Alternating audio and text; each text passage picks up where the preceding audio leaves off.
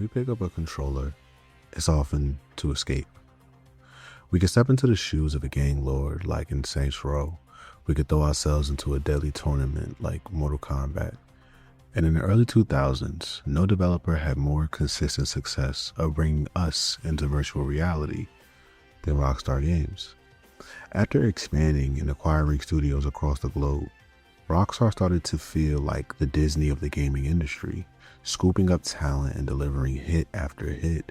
From Midnight Club to Red Dead Revolver with Rockstar San Diego to nearly every other subsidiary pulling its weight, the company was firing on all cylinders. One studio in particular, Rockstar Leeds, changed the handheld market forever. They proved that Rockstar's signature open world formula could work on portable devices, first with GTA Liberty City Stories. To this day, that game remains the best-selling PSP title of all time.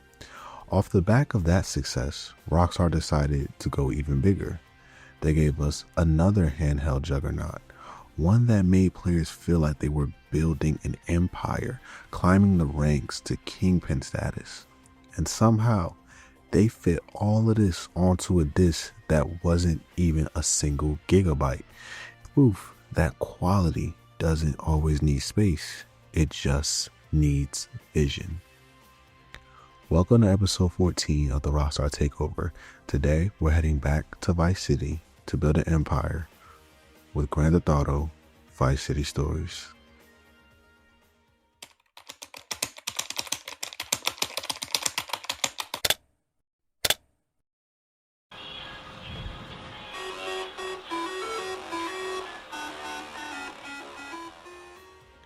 If you're a returning viewer, welcome back. If you're new here, welcome. I'm the Retro Phantom. Nice to meet you, Digital Handshake. I make long-form retrospectives that dive deep into the games we grew up with and the stories behind them. Right now, we're in the middle of the Rockstar Takeover, covering everything from Manhunt to LA Noire to Red Dead Redemption. And trust me, there's still plenty more on the way. We are also on the road to 10K subscribers. Right now, we've crossed into the 7,000s with less than 3,000 to go. And I'd love to see you join us on this journey. Hitting that like button helps a ton too.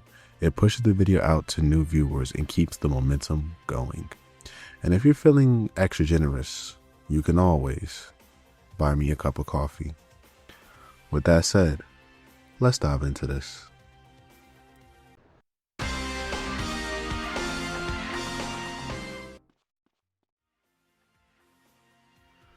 Okay, so if you haven't seen my GTA Liberty City Stories retrospective, here's a quick recap. If you're already up to speed on the behind the scenes, feel free to skip ahead.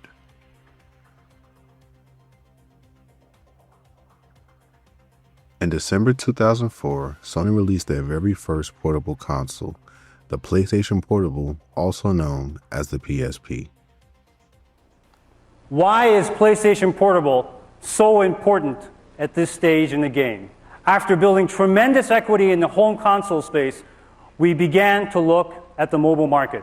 We waited to introduce a product at the right time, and we believe the timing now is right.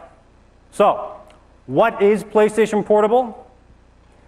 It is a handheld video game system that offers 3D CG games incorporating high-quality, full-motion video similar to PlayStation 2. PlayStation Portable is as revolutionary as PlayStation, but in different ways. It incorporates new technologies like curved surfaces and wireless connectivity. PlayStation Portable will allow consumers to enjoy 3D gaming similar to the experience delivered on PlayStation 2.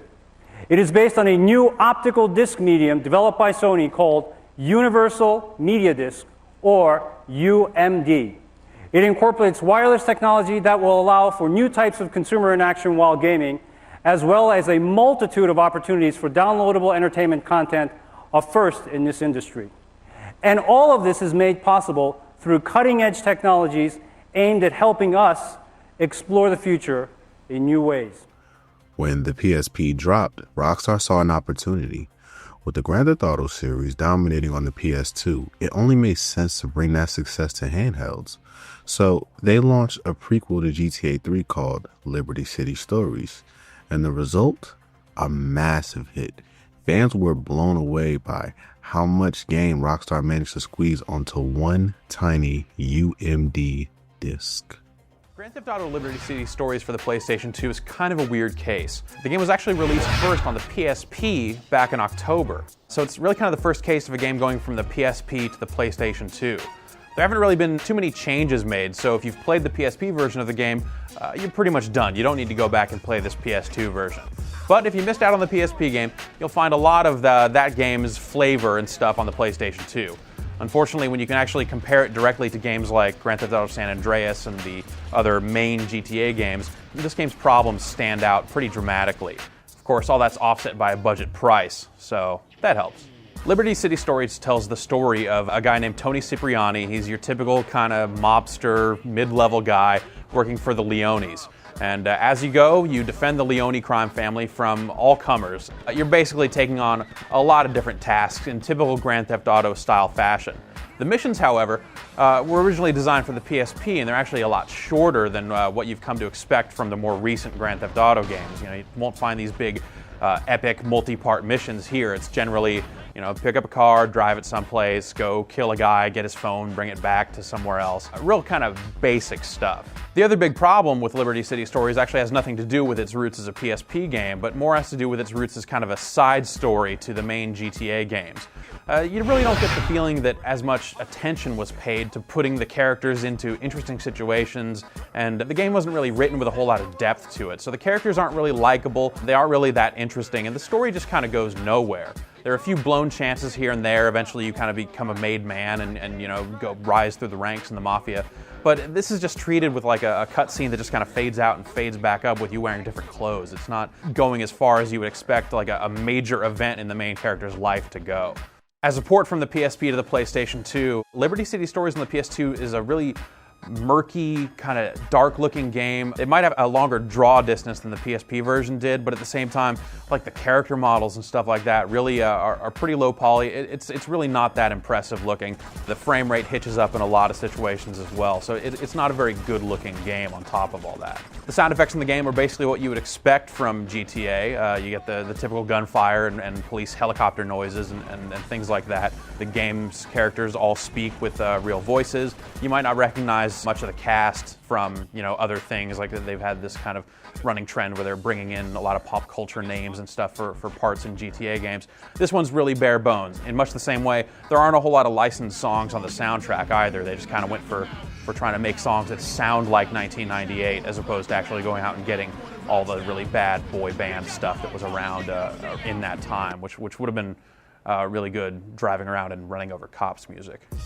All things considered, GTA Liberty City Stories is a good game, and it's largely due to its budget price. That really helps you overlook a lot of the game's problems. But again, if you've played it on the PSP, there's really no need to go back to it. This is effectively the same game with the multiplayer stuff stripped out. But if you can set your expectations properly and not expect a big, epic GTA-like adventure, and you're looking for more GTA-style action, Liberty City Stories has exactly that.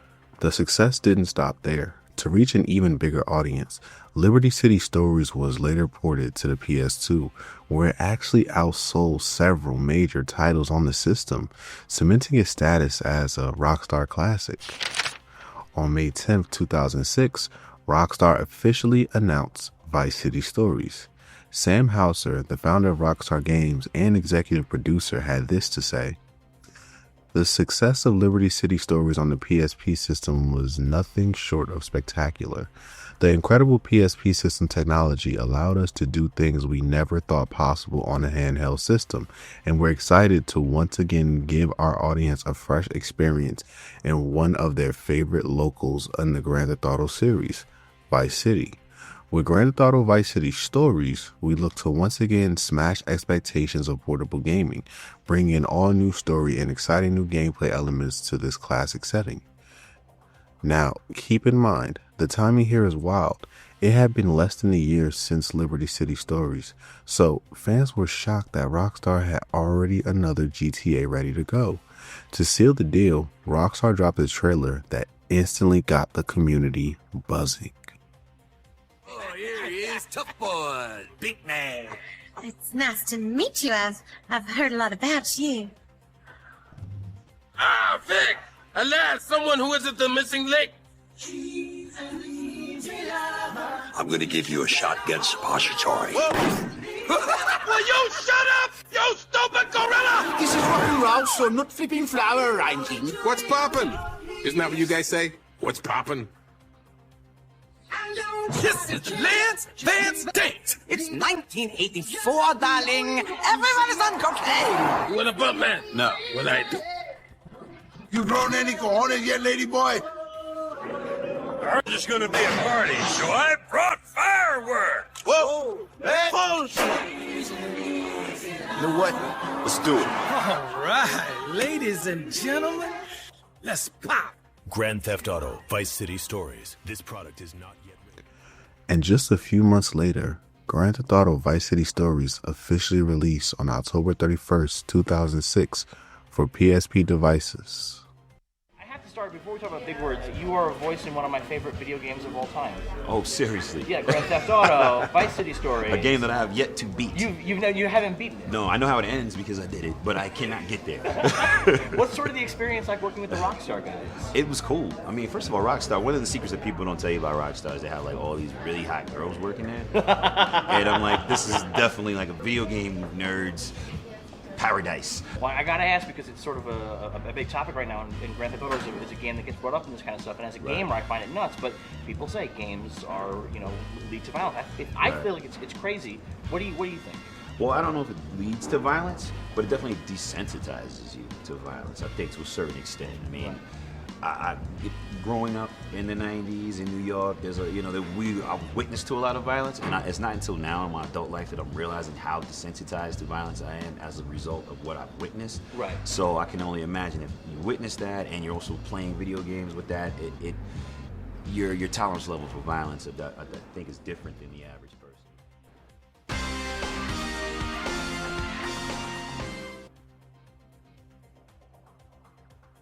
Here is a quick spoiler alert as I'm about to tell the story behind Grand Theft Auto Vice City Stories. There will also be light spoilers for Grand Theft Auto Vice City as well as Grand Theft Auto 3. Now, if you're not a fan of spoilers, please advance this video to the gameplay overview section as seen on the timeline below. Let's dive into this. The story kicks off with our protagonist, Victor Vance. He arrives at Fort Baxter Air Base in a military truck and is introduced to his new superior, Sergeant Jerry Martinez. Right from the start, Martinez comes off as shady. He asks Vic why he joined up, and Vic's answer is simple but telling. He's here to earn money to support his family, especially his sick younger brother, Pete.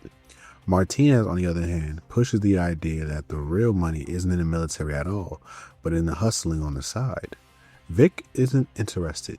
He's a straight arrow, at least at this point. But Jerry doesn't take no for an answer. To prove it, he immediately ropes Vic into a job. He sends him to the VIP terminal at Escobar International to pick up a package. Before sending him off, Martinez hands over a pager, the tool that's going to drag Vic deeper and deeper into trouble. Vic rides out on a motorcycle, but the deal goes south fast. The dealer is being tailed by hitmen, and the exchange turns into a shootout. In the chaos, the boat is set on fire, the dealer's women are killed in the explosion, and the dealer himself drowns as Vic is forced to dive overboard and swim to safety. Barely making it back to shore, Vic escapes under fire and returns to base, only for Martinez to page him again, telling him to stash the drugs under his bed in the barracks.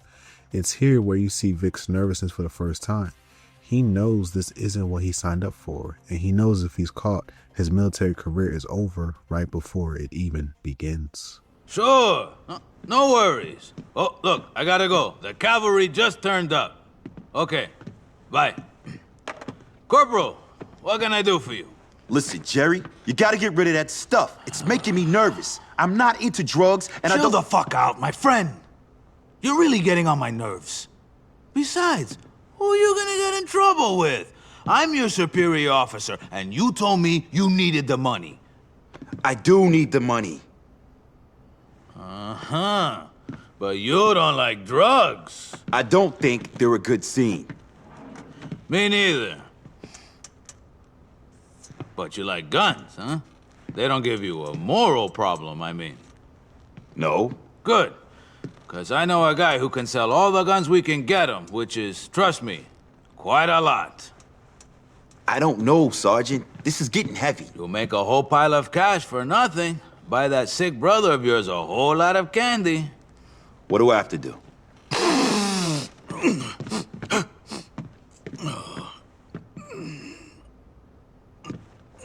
Nothing. Just go and pick up the money from him. He's down over by the docks. Hey, Vic. You want some of this, huh?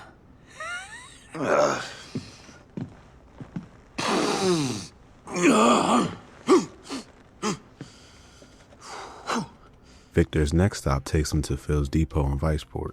It's here that we meet Phil Cassidy. Yes, that Phil Cassidy. He's already the loose cannon fans remember from Vice City, but here we see him in a rougher, earlier stage. Vic comes looking for Martinez's money, only to find Phil doesn't have it. Instead, he explains that the Cholo street gang forced him out of his place at 101 Bayshore Avenue. Determined to finish the job, Vic takes matters into his own hands. He guns down the Cholo members guarding the house, clears out the last of them inside, and retrieves the stash hidden under the floorboards. When he delivers the money back to Martinez at Fort Baxter, it feels like Vic is keeping up his end of the deal. But Martinez, he's got other plans. When Vic checks in again, he finds Martinez lounging around watching a Candy Sucks flick. Martinez casually tells him to track down a prostitute named Mary and bring her back. Vic pushes back, asking about the drugs he's stashing under his bed, but Martinez brushes it off, promising to handle it while Vic is away.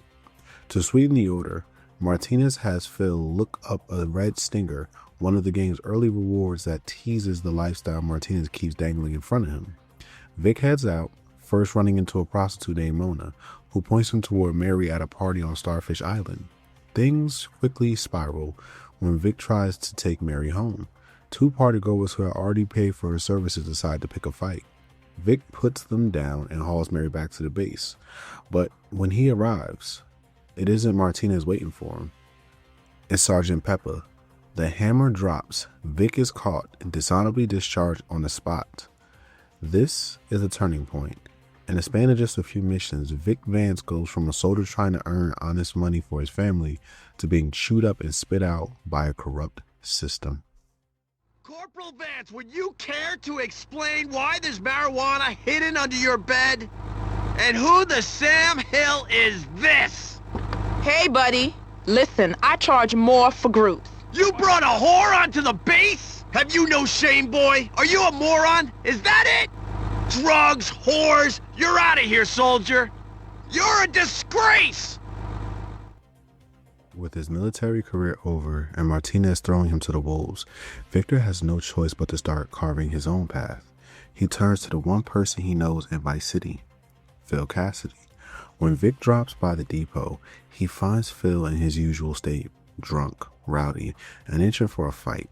At first, Phil doesn't even recognize him, but once he realizes it's Vic, he ropes him into some old-fashioned payback against the Cholo gang. Phil tries to drive himself into beat up Walton, but after immediately crashing into a wall, Vic has to take the wheel. They cruise through Little Havana looking for Cholos, first at the police station, then at the community center, until Phil finally spots one.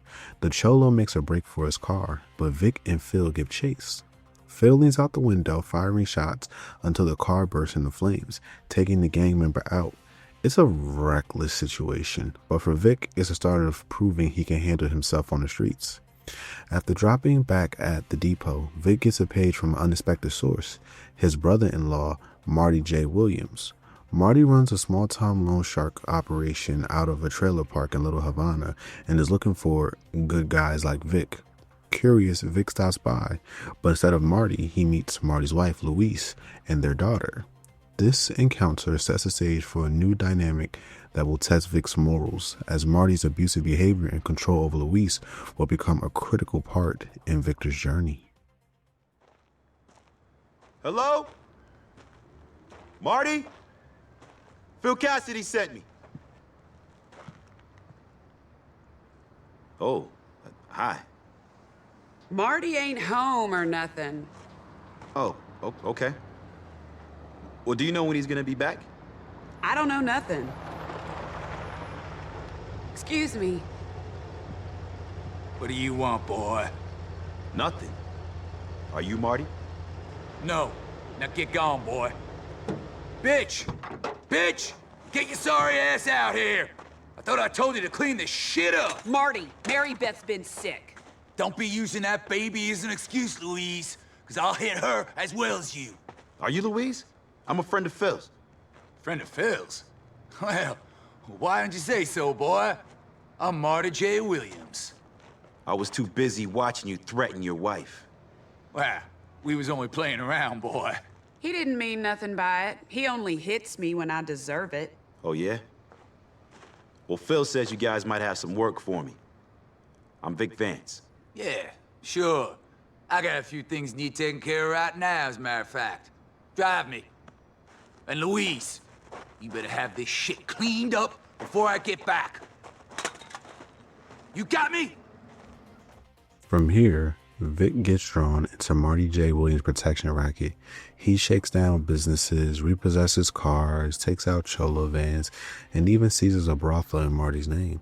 On the surface, it's just more dirty work.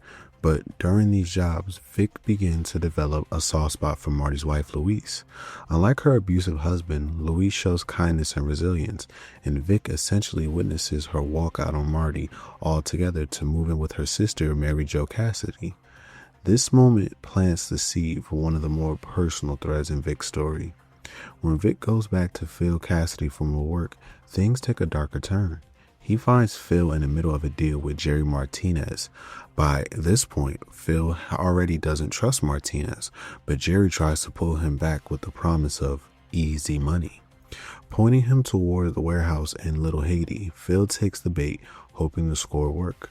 But Vic, knowing Martinez's true colors, tags along to watch his back. Sure enough, it's a setup. The warehouse is crawling with Martinez's men, and a firefight breaks out. Vic and Phil fight their way out, with Phil lobbing boomshine Molotovs from the back of his Walton as they're chased across the city. It's pure chaos. But they manage to limp back to the depot. Shaken, Phil decides to lay low, and Vic finally severs any remaining ties with Martinez. With the fallout still fresh, Vic heads to Mary Jo's home to check on Louise. His life in Vice City has now shifted completely. No more military structure. No more Martinez pulling strings.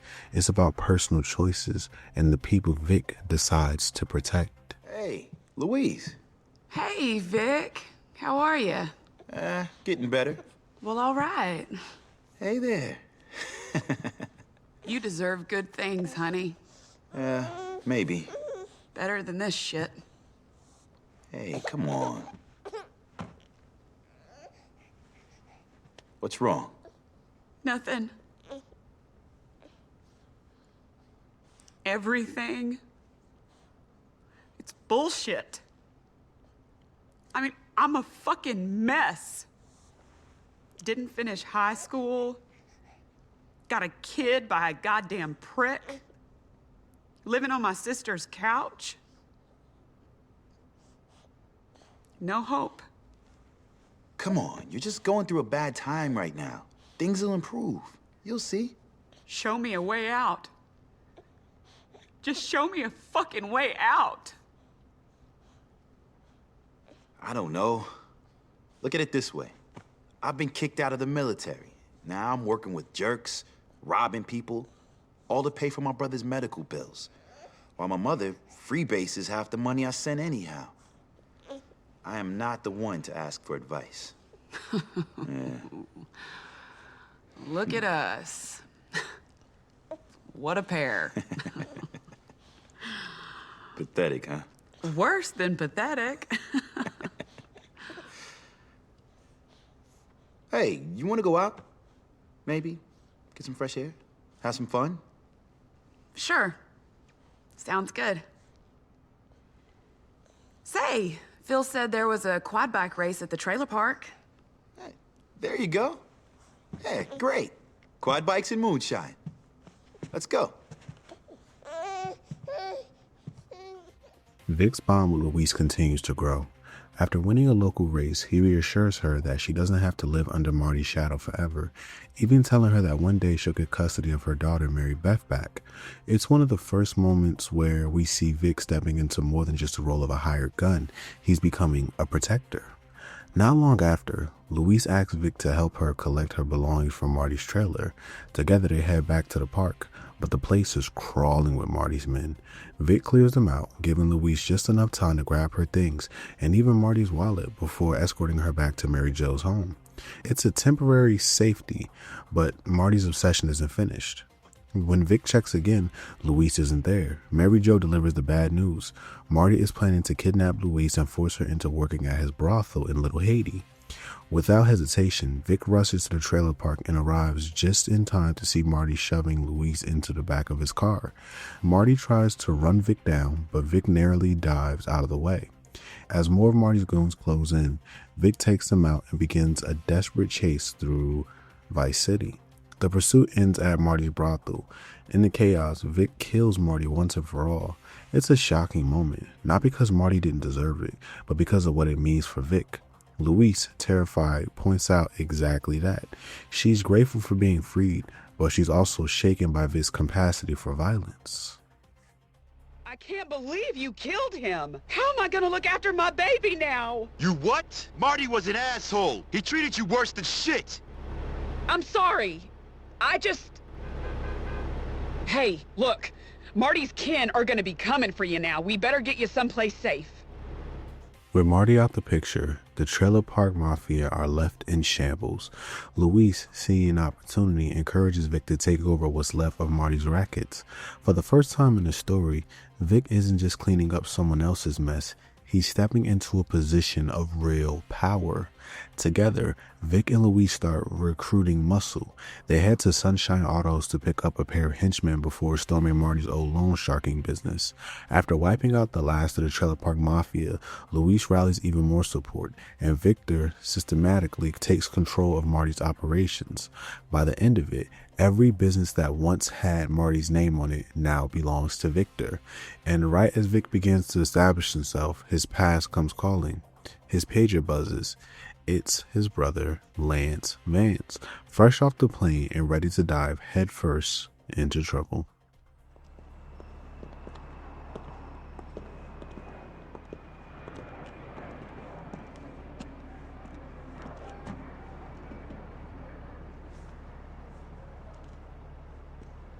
Hey, bro! Lance! Hey! What are you doing here? You don't sound so pleased. I'm not so pleased. Thanks, bro. Who was you expecting? What a greeting, man. Not you. Someone useful. So what am I? A handicap, huh? Your dumbass, low-life, no-good brother? Something like that. Yeah, well, I'm not the one who got kicked out of the army. No, you're the asshole who got kicked out of the Boy Scouts. Oh, come on, man. I come all this way to see you and you treat me like I got herpes. Maybe that's because your whole life you've gotten us into trouble. Oh, give me a break, man. I've changed.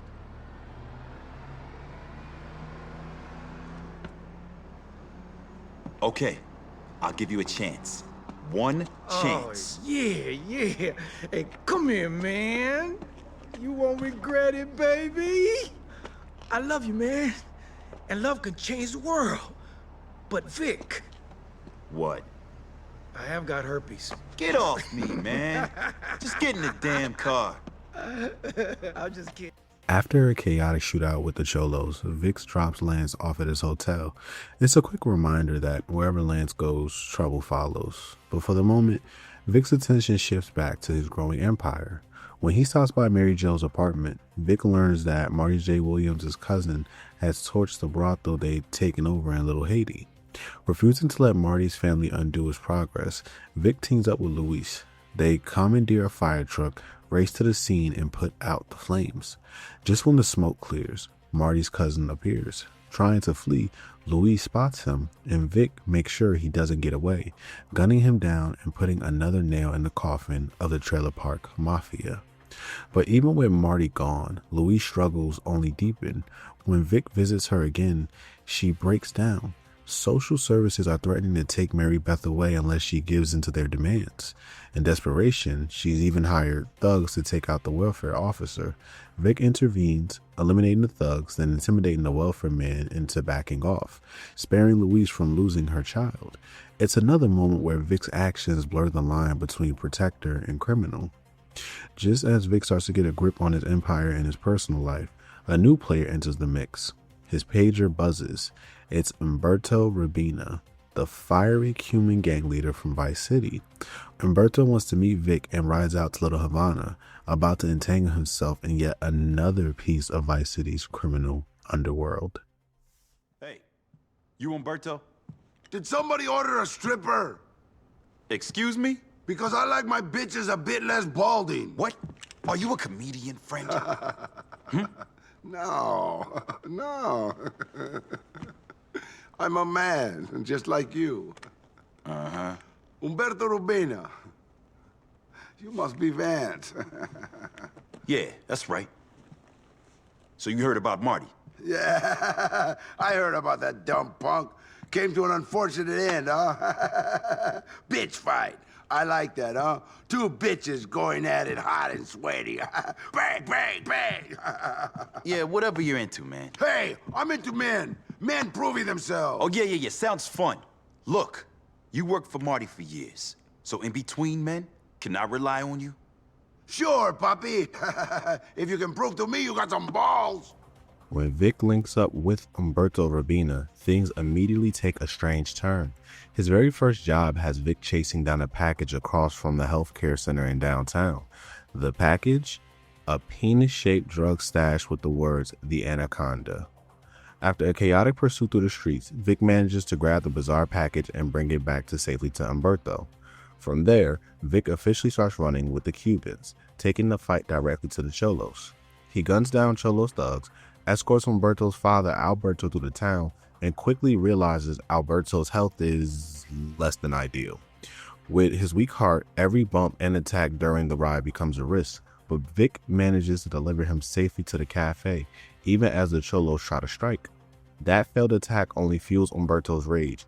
Wanting payback, he plans an all-out hit on the Cholo warehouse. Vic joins the crew, storming the building and wiping out the guards inside. The Cubans then roll in with vans and plan to steal the weapons, and in classic Rubina fashion, they leave behind a parting gift, a piñata of Umberto flipping the bird rigged to explode. Vic defends the Cubans as they load the crates, then drives off with one of the vans while Umberto celebrates the victory. And sure enough, back at the warehouse, the Cholos smash the piñata with a bat, triggering a massive explosion that levels the place. With the Cholos reeling, Vic's business with Umberto cools down, and his attention shifts back to Lance. Meeting him at his hotel suite, Vic finds Lance hyped about a new connection, a slick operator named Brian Forbes, who supposedly has an insider info on the city's incoming drug shipments. For Lance, this could be their ticket to the big leagues. Lance Vance, baby. You can trust me. Lance T. Vance, a T for truck. Great. Yeah, love. I love you, man. No, not in a funny way. Ciao. What was that? Nothing. Didn't sound like nothing. Vic, look at me. It was nothing. And you look at me. What was that about? You thank me. Like I haven't heard that before. What have you done? I found a way in. 2 kids, broken home, no education, no father. What? And rich as shit. It's the American dream, baby. People with good medical treatment. We are not kids. We're young at heart. Listen, look, I met a big player. And we'll get big money for doing absolutely nothing. This better not be drugs. We won't be touching no drugs, man. Come on. You know, I'm your brother. You can trust me. That night, just after midnight, Vic and Lance heads to the burger bar downtown. Lance rings up Forbes, who tips him off that he stashed drugs in his car, which just so happens to be locked up in an impound yard. Before the brothers can plan their next move, chaos erupts. Armed robbers storm the restaurant, holding everyone inside hostage. Vic and Lance slip out during the confusion, only to find themselves immediately surrounded by police. Mistakenly pegged as the culprits, the brothers are suddenly fugitives. The escape is pure Vice City spectacle. They make a break for the Port Authority building, steal a motorcycle, and gun it across a rooftop ramp, launching themselves into the impound yard. From there, they recover Forbes' car, pull off a daring getaway, with Lance peeling off to meet Forbes while Vic lies low. Later, Vic checks in at Forbes' apartment, where Lance and Forbes are already butting heads. Forbes convinces them to take part in a drug run, using a decoy van to throw off police surveillance. Vic takes the heat, driving the empty van out of a Little Haiti warehouse to lure the cops away, while Lance and Forbes slip out with the real cargo. It works, for now. But the truth soon comes crashing down. Vic heads to the Memorial Stadium to meet Lance, only to find Forbes waiting alone. The tension boils over when Lance arrives, gun drawn, furious at Forbes. The reveal?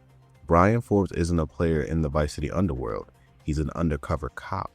Forbes bolts, with the Vance brothers giving chase. Money spills from his trunk as they ram his car, pedestrians scrambling the streets in classic GTA fashion. The pursuit ends when Vic blocks him off, allowing them to capture Forbes.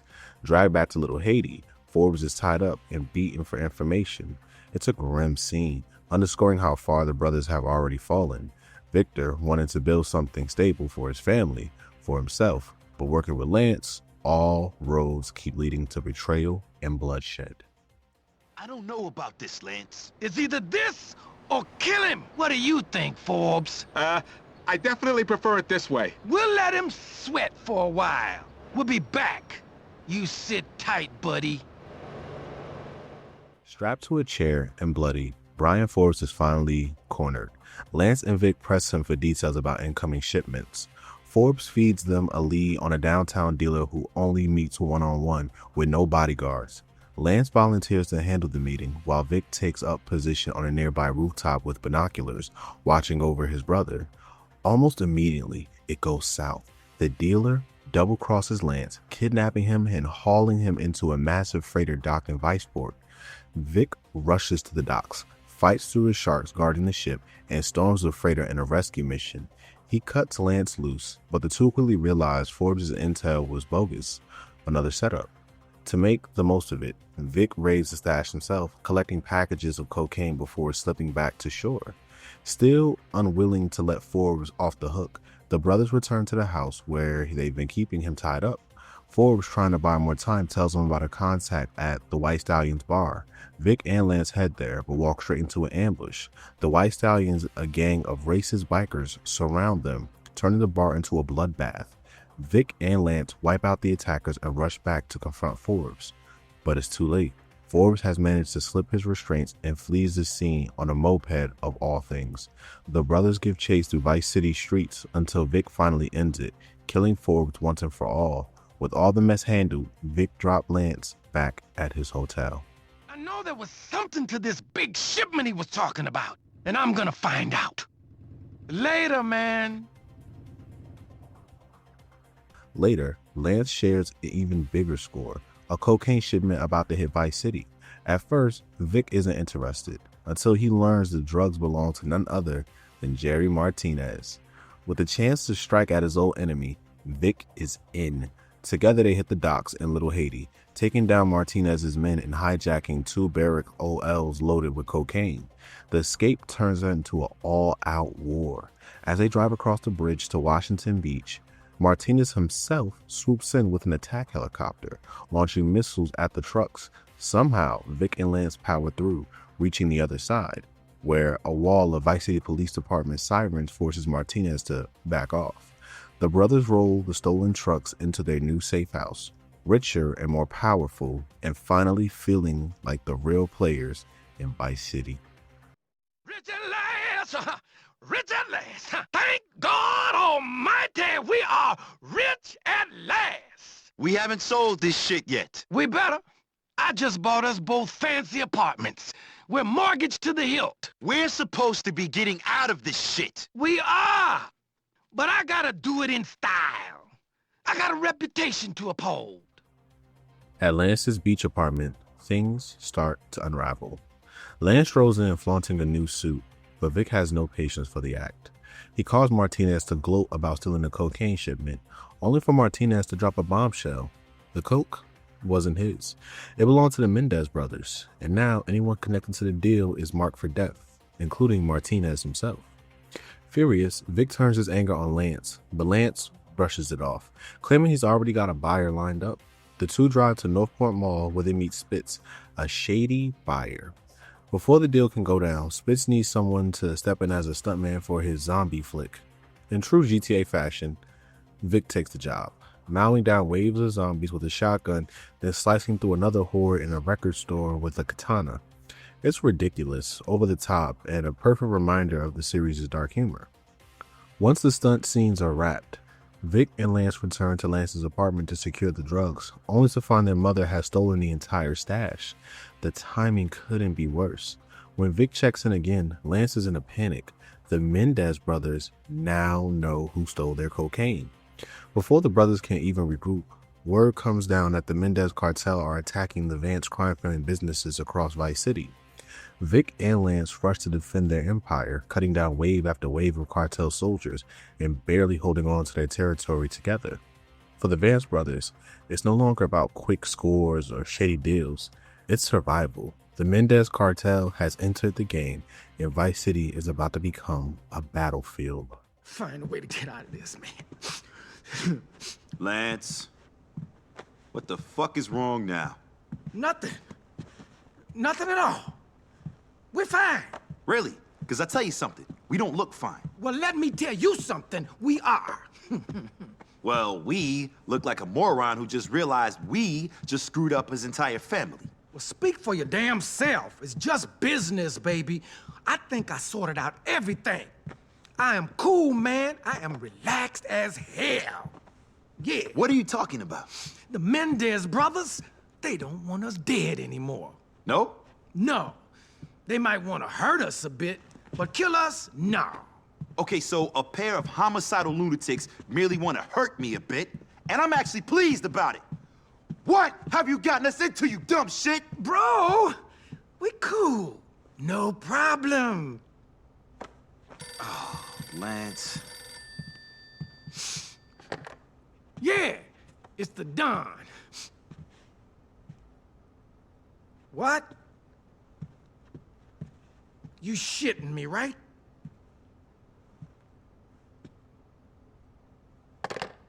Damn. What? There might be a little problem. Off his moral stunt work, Spitz points Vic towards someone bigger. Rennie, a flamboyant film director with a flair for chaos.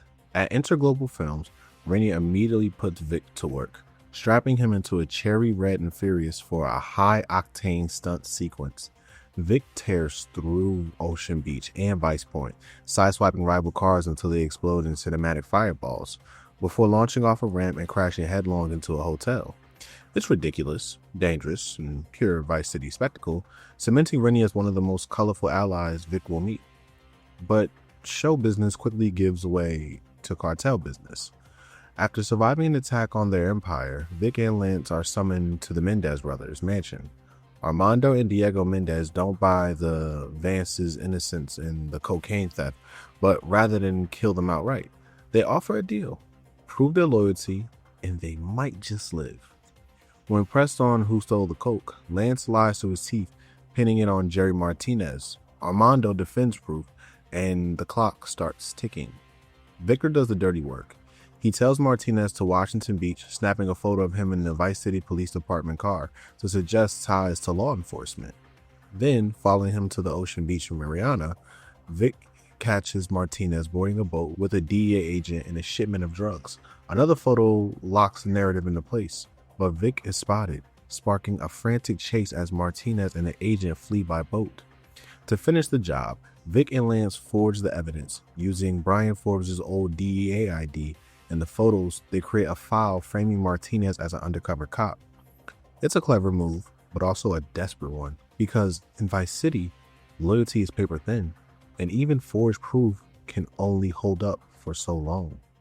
photos, Forbes' ID, cool. I put them together with these phony ID papers my man just forged. So, instead of DEA agent Forbes, we got Agent Jerry Martinez, first-class asshole. That should convince Mendez that Jerry was a cop. What if it doesn't? Run! But don't come running after me. My ass will be up in a tree in Haiti. Now officially on the Mendez brothers' payroll, Vic is sent to do their dirty work, hitting bikers and slicing rival drug runners. It's ruthless business, but it earns him another call back to the mansion. There, Armando Mendez shows a rare moment of concern. He tells Vic the police have seized their cocaine, and to make matters worse, Diego tried pinning the stash on the Vance crime family. According to Armando, there are even documents tying Vic directly to the deal. To clean up the mess, Vic is sent on a high-stakes recovery mission, meeting a cartel contact at Little Haiti junkyard. He's instructed to use a Maverick outfitted with a magnet to pull back the cargo. Their first container sits in Viceport's police impound. Vic swoops in, hauls it with the magnet, and drops it off at Escobar International. The second container is trickier. It's on the move with a heavy truck inbound for Little Havana police station. Vic intercepts it mid-route, yanking it before it can be locked down, and delivers it to the airport as well. But things spiral fast. The Mendez contact is suddenly ambushed by bikers, his car shredded under gunfire. Vic swoops in again, airlifting the car out of the ocean beach before it explodes, and stashes it in a nearby parking garage. It's a clean save, but the whole ordeal underscores just how chaotic this alliance is with the Mendez cartel. Later, Vic drops by Lance's apartment, only to learn the DEA have been pulling the strings all along. In Vice City, it seems like no one's really in control, and every move the Vance brothers make only drags them farther into the storm. Lance! Oh, no. Lance, get over here and explain yourself. Shh. Stop acting like a child. Shh. Don't you shush me. Keep your voice down. No. You can barely tie your own shoelaces. You telling me how to behave? Will you shut up, you stupid gorilla? The place is bugged! The DEA is on to us! Happy now! Realizing the DEA has been listening in, Vic takes matters into his own hands. Armed with a rocket launcher from ammunition, he scales Vice City's rooftops, blasting apart the bugged antennas mounted on police stations across the city. With each explosion, his wanted level rises, but Vic slips through and buys himself freedom. His work soon circles back to Rennie, who ropes him in and escorting the shady government man Gonzalez to a shipment. Gonzalez now has Victor squarely on his radar. A relationship that's equal parts opportunity and danger. Meanwhile, Vic also pulls double duty for Rennie, saving Phil Collins from a Pirelli hit and once again stepping in as a stuntman for one of her chaotic productions. Like I said, it's pure Vice City absurdity, but for Vic, it's just another paycheck. When Gonzalez tests him further, it comes to the strangest way possible. On the golf course, Gonzalez claims that if Vic can prove himself with a perfect hit, they might work together. It turns into a dark metaphor, as Vic uses a swing not to land a hole-in-one, but to take out a traitor right there on the green. The message is clear. Working with Gonzalez means following orders, no matter how bizarre. Things escalate when Gonzalez entrusts Vic with a van of drugs, instructing him to drive it to a deal in Washington Beach. Just as Vic waits in the alley, a line runner slams into him full speed, thrown from the van and knocked out. Vic inhales a heavy dose of the product, stumbling around, disoriented in one of the most surreal sequences in the game. He barely manages to call Gonzalez from a payphone, only to be berated and told to salvage the deal before the buyer leaves town. Tracking the stolen stash to a mansion on Starfish Island, Vic guns down the dealers, reclaims the product, and returns to Gonzalez. Instead of gratitude, Gonzalez coldly thanks him and then cuts him loose, ending their partnership abruptly as it begun. Well, at least you managed to retrieve my merchandise. But I think, for our friendship, this is the end. Adios. After another wild job with Rennie, clearing out the Memorial Stadium of Hitmen before Phil Collins takes the stage, Vic shifts his focus back to family business. At Lance's apartment, he finds his brother chatting with their accountant. When they step outside, Vic presses Lance about the missing cocaine. After a pause, Lance casually pins it on the bikers. The brothers take to the skies in a Maverick, hunting down biker crews across Vice City. They sweep Starfish Island first, then a hotel construction site in downtown, with Lance going full throttle and gunning them down. But the assault takes a toll. A biker rides the chopper with bullets, forcing Vic to bail out as the helicopter goes up in flames. Inside the construction site, Vic fights his way through more enemies until Lance emerges, riding a bike and brushing off the chaos by admitting they're already sold the coke. Then, just like that, he leaves Vic standing in the rubble. Later, at Lance's apartment, things come to a head. Vic finds Louise there, his girlfriend, who admits she and Lance got high together. It's the breaking point. The two brothers erupt into a bitter argument, ending with Lance storming off, hijacking a chopper, and threatening to scatter the cocaine all over the city. Vic chases him in a hovercraft, desperately scooping up the packages before they flood the streets. When he finally corners Lance back at his apartment, his brother is half asleep, barely aware of what he's done. For Vic, it's the clearest sign yet. Lance isn't just unreliable, he's a liability. Before Vic can process, his pager buzzes. Louise calls in a panic, saying Martinez's goons are following her. She hangs up angrily, forcing Vic to race across the city. He finds her hiding behind a burger bar in Little Haiti, but almost immediately she's snatched by Martinez's men and thrown into a car. Vic fights off waves of goons, then hunts the city for her hideout. After a desperate search, he finally tracks her down, rescues her, and rushes her to the hospital. But the damage is done. Louise has been pushed to the brink, and Vic is left reeling, caught between his crumbling empire, a self-destructive brother, and the people he's trying to protect slipping further away. Oh, man, what month is it? Did I do anything stupid in the last few days? Stupid? Oh, no. You passed stupid and kept on going. Straight on into fucked up. Lance? It's Louise. Where's Vic? I need him. It's me, Louise. What is it? Vic? Oh, thank God.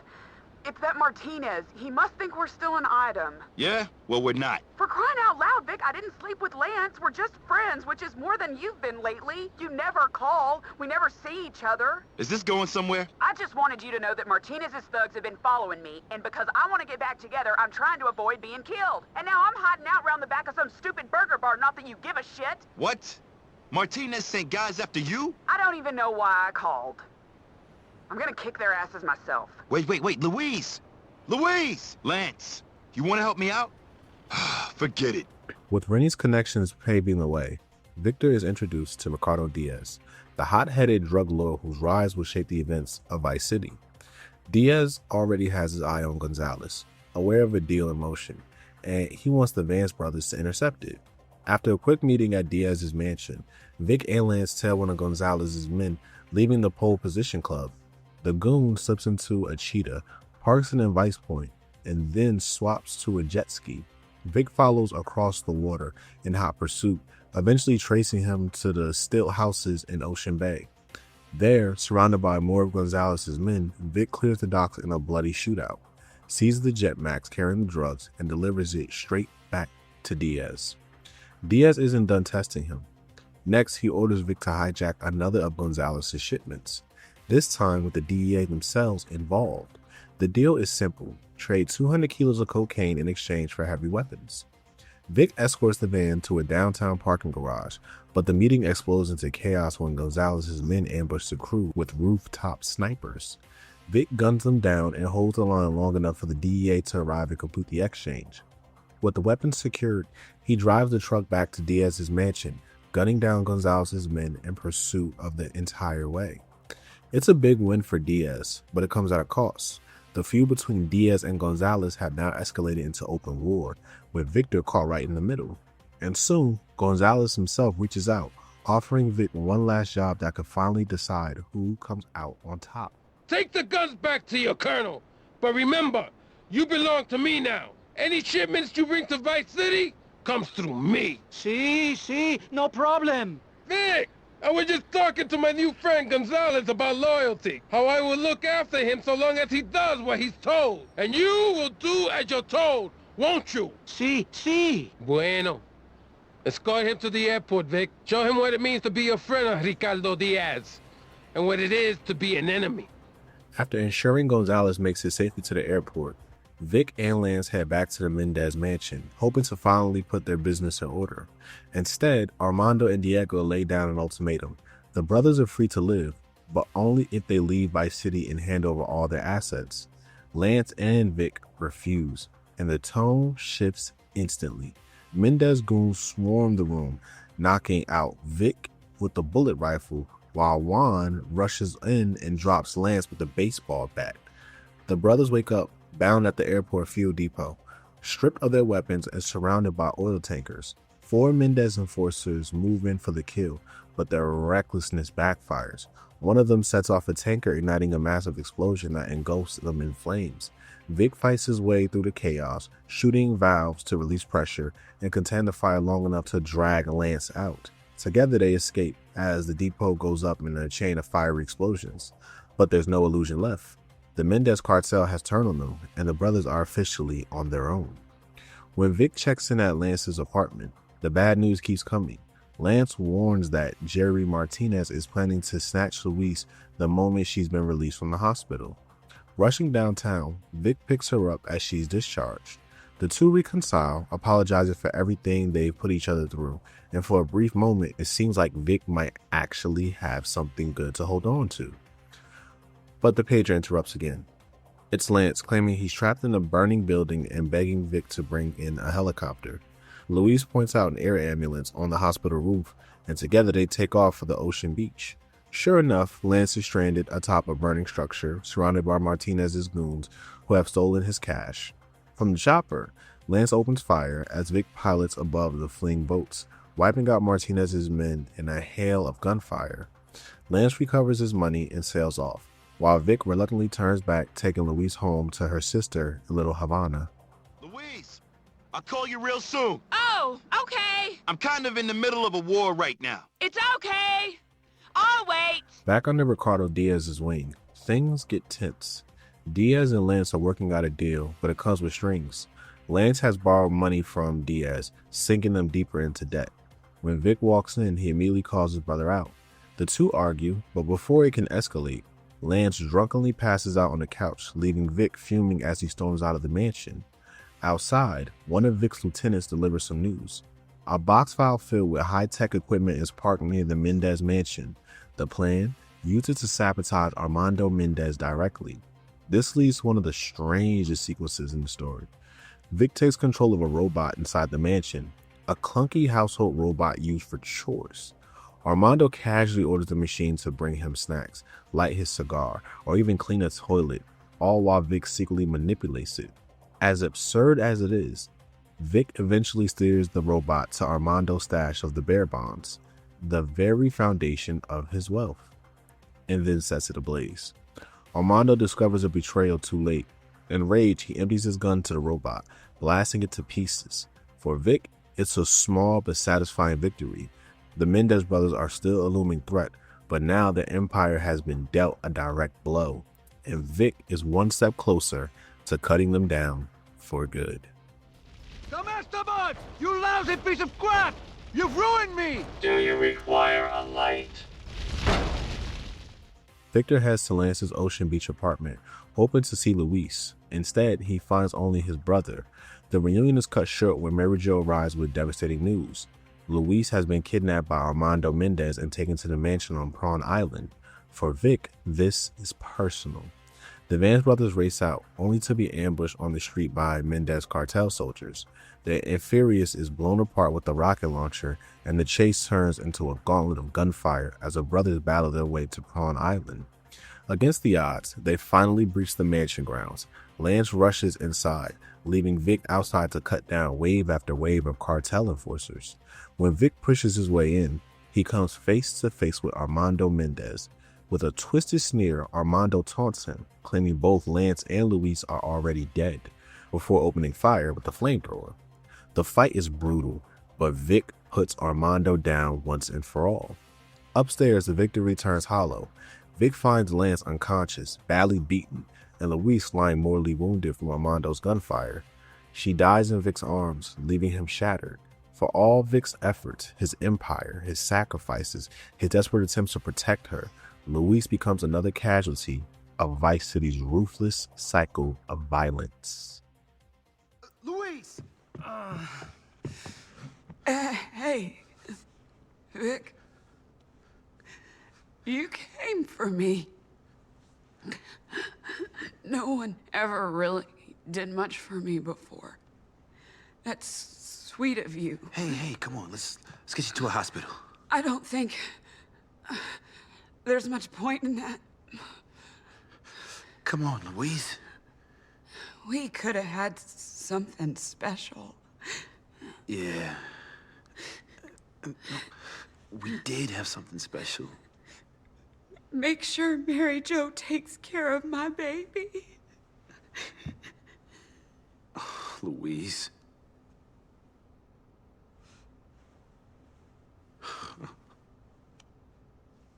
Louise.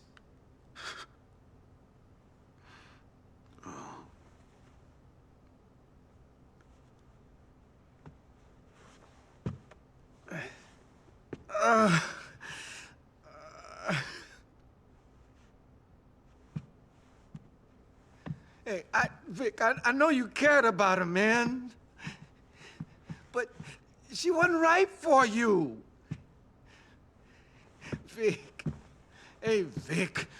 Family's what matters. Oh, damn. All right. Okay, I'm gonna make it. I can make it. I know I can, man.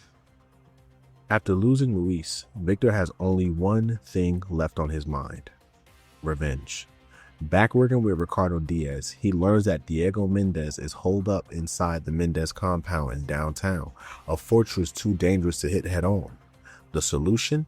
A Hunter helicopter freshly delivered to Fort Baxter Air Base. To get it, Vic turns to Phil Cassidy. He finds Phil drunk and heartbroken after the death of one of his sisters, but Phil still steps up. He offers to create a distraction, driving a truck full of boomshine straight into the base gates and a fiery explosion. While the soldiers scramble, Vic sneaks inside, cutting down guards until he reaches the control room and unlocks the Hunter. With the alarms blaring, he makes it to the chopper and flies it out, landing it at Diaz's mansion to prepare for the final strike. Taking off again, Vic rains missiles onto the Mendez compound, tearing through wave after wave of cartel gunmen. But the onslaught doesn't last forever. A well-aimed rocket slams into the Hunter, sending it sprawling down in flames. Vic barely escapes, climbing into the burning building and fighting floor by floor against heavily armed enemies. On the rooftop, the fight escalates. Jerry Martinez swoops in by helicopter, determined to settle his grudge with Vic once and for all. Diego Mendez appears too, backed by his last bodyguards. The battle turns into pure chaos. Vic shoots his way through Diego's men, cripples Martinez's chopper, and pushes upward until finally on a roof and it comes to a head. Martinez and Diego corner Vic at gunpoint. Martinez mocks him, saying that he was nothing but a pawn, just another chump like Mendez. But in the final standoff, Vic proves otherwise. Against impossible odds, he guns down both Diego Mendez and Jerry Martinez, ending their power on Vice City once and for all. When the smoke clears, Lance arrives in a black and yellow Maverick. Too late to be for real help, the brothers agree to lay low and leave town. Lance tempts Vic with another drug deal, 20 kilos of cocaine, but Vic has finally had enough. He swears off the drug trade for good, vowing to instead send money back home to his sick brother Pete for the treatment he needs. It's a bittersweet ending. Vic survives the storm, but at the cost of Luis, his military career, and any hope of a clean life. What remains is a hardened man, scared by betrayal, fueled by loss, but forever remembered as one of the Vance brothers who tried to do right, even in the wrong city. Thanks for everything, Martinez. You're a great help.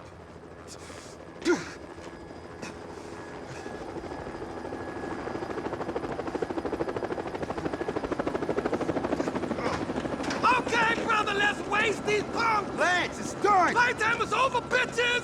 Lance Vance is about to get brutal on you, and when Lance Vance gets brutal on a lady, somebody starts to cry! Lance, will you shut up? It's over. What? Oh! But we did it, baby! You and me! Yeah! Hey, listen. Now that things are straight with Diaz, we should get out of town or lay low for a little while, you know? Yeah, you're right, man! Look, I'm gonna send some money to Pete. Cool! But bro, I don't want you thinking it's just about you. That is all about you! Hey, I don't. It's about you, me, Pete, Mom, wherever the hell she is. But wait! I've been making moves! I got a hold of 20 keys, Are man. you crazy? Get rid of it! No! All we gotta do is sit on it! It's hidden out of sight! Out of town, man! We lay low and then sell it! No! I am not interested! Got it? Okay, man! Whatever you say! That's right! Come on! Let's pop!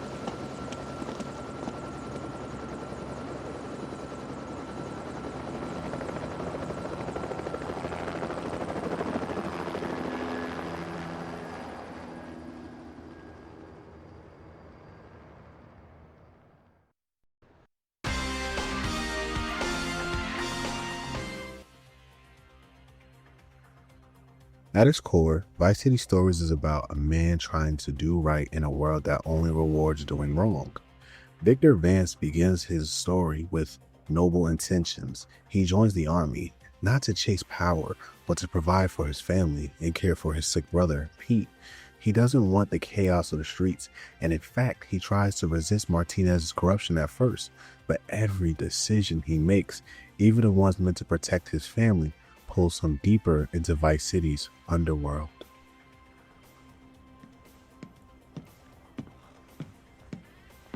Vic Vance reporting for duty, sir! Relax. Are you well? Yes, thank you, Sergeant. Good. In here, you can call me Jerry. Okay. Okay, Jerry, huh? Now, Vic, tell me, why did you sign up, huh? To stay out of jail? Because you like getting shouted at, huh? What makes you polish your boots and put bullets in your guns in the hopes that maybe you get to shoot someone, huh? I got a difficult family. I got responsibilities. What, kids abroad giving you shit, huh? No, brothers. One is real sick, asthma, and I gotta pay the bills. The other, well, maybe he's sick too, but in a different way. My mom's a mess. So you joined the army to get rich? Not exactly, but, you know, my dad, he came here from DR. We didn't have a lot of opportunities. But what else was I supposed to do? Why did you join up? To get rich! Why are you messing with me, Sergeant? I ain't. Chill. Relax. Take a seat. Look, Vic, there are plenty of opportunities for a man who knows the game to make real money. So... I don't want any trouble, man. Who wants trouble? Nobody. Everybody wants to relax. No trouble. And there's plenty of money to be made. Nice and easy. Listen, I don't think this is for me. So if there's nothing else... Hey, relax, huh? Come on, Vic. I need a favor. No risk. So why do you need me if there's no risk? Because I gotta take registration. Besides, you're not on duty for a couple of days. Listen, you take my bike, you go over to the airport, and you pick up a package for me, huh? Okay, just this one favor, and that's it. Good.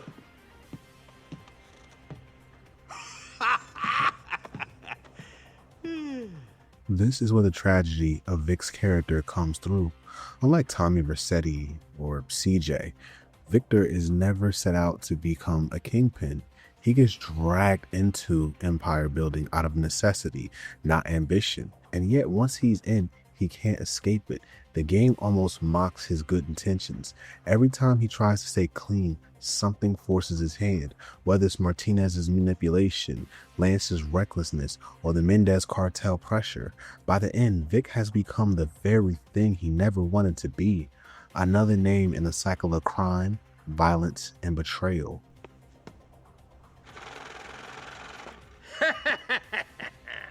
So, you're Vic. Yeah. And you? You Diaz? No, I'm Santa Claus.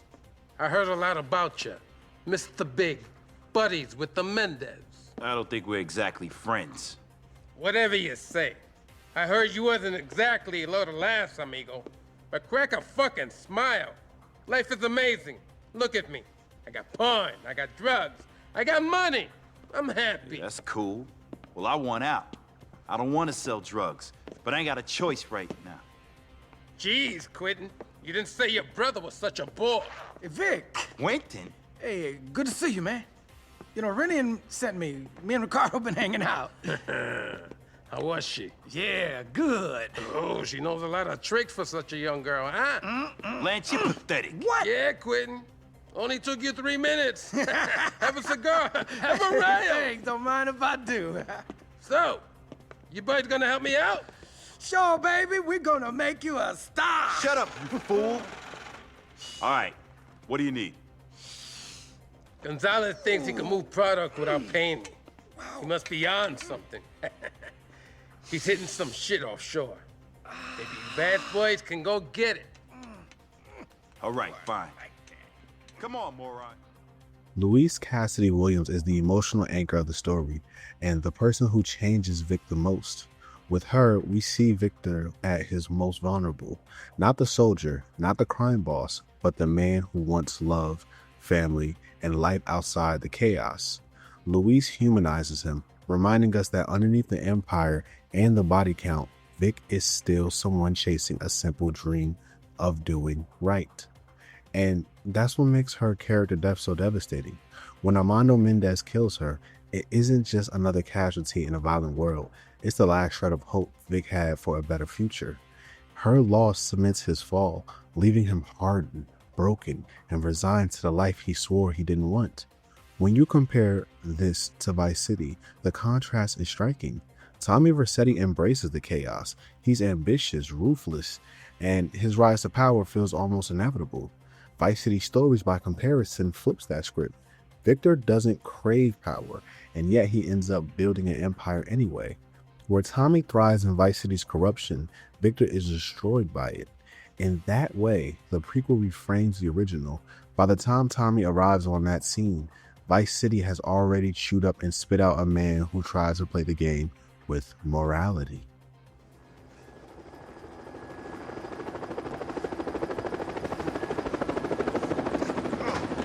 Okay, brother, let's waste these punks. Lance, it's done. Playtime is over, bitches.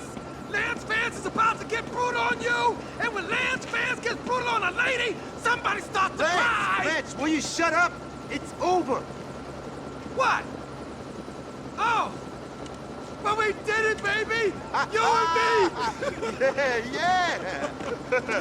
Hey, listen. Now that things are straight with Diaz, we should get out of town or lay low for a little while, you know? Yeah, you're right, man. Look, I'm gonna send some money to Pete. Cool, but bro, I don't want you thinking it's just about you. That is all about you. Hey, I don't. It's about you, me, Pete, Mom, wherever the hell she is. But wait! I've been making moves! I got a hold of 20 keys, Are man. you crazy? Get rid of it! No! All we gotta do is sit on it! It's hidden out of sight! Out of town, man! We lay low and then sell it! No! I am not interested! Got it? Okay, man! Whatever you say! That's right! Come on! Let's pop!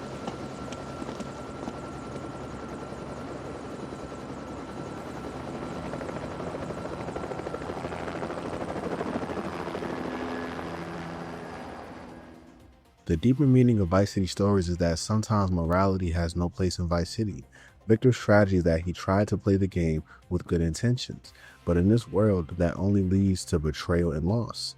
By the end, his vow to never touch drugs again and simply send money back to Pete feels less like a victory and more like survival.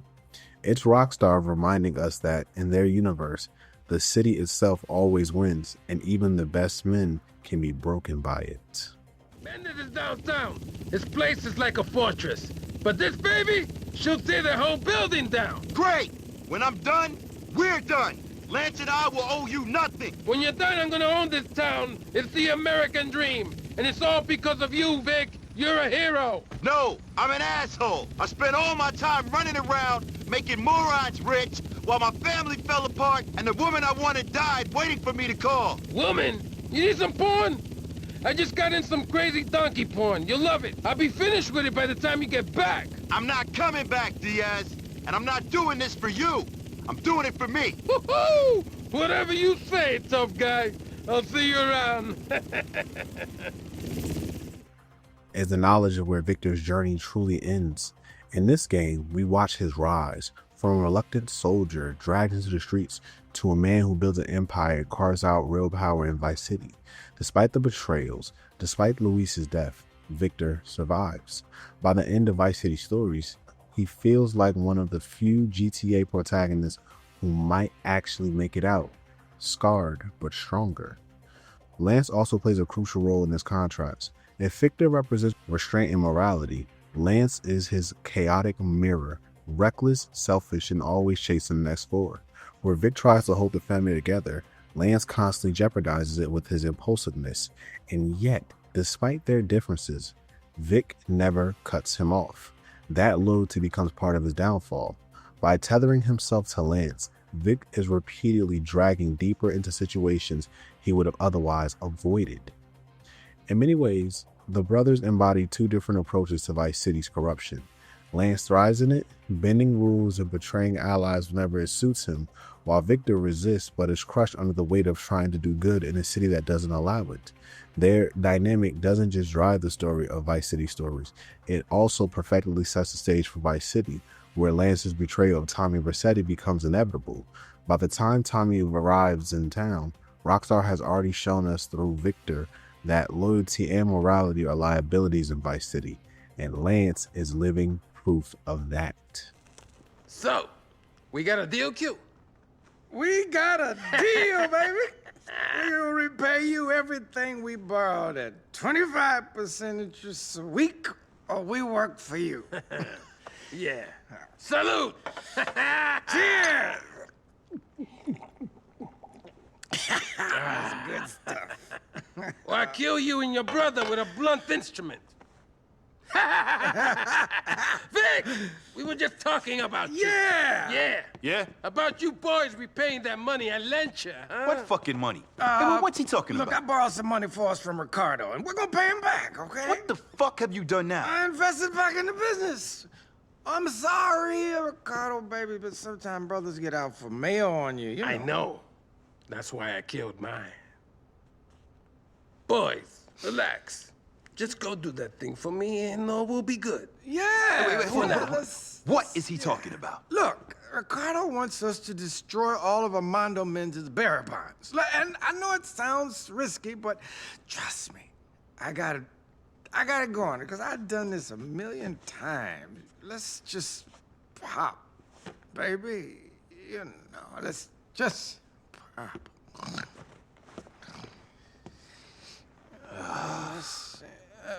Guess I'm doing this one on my own.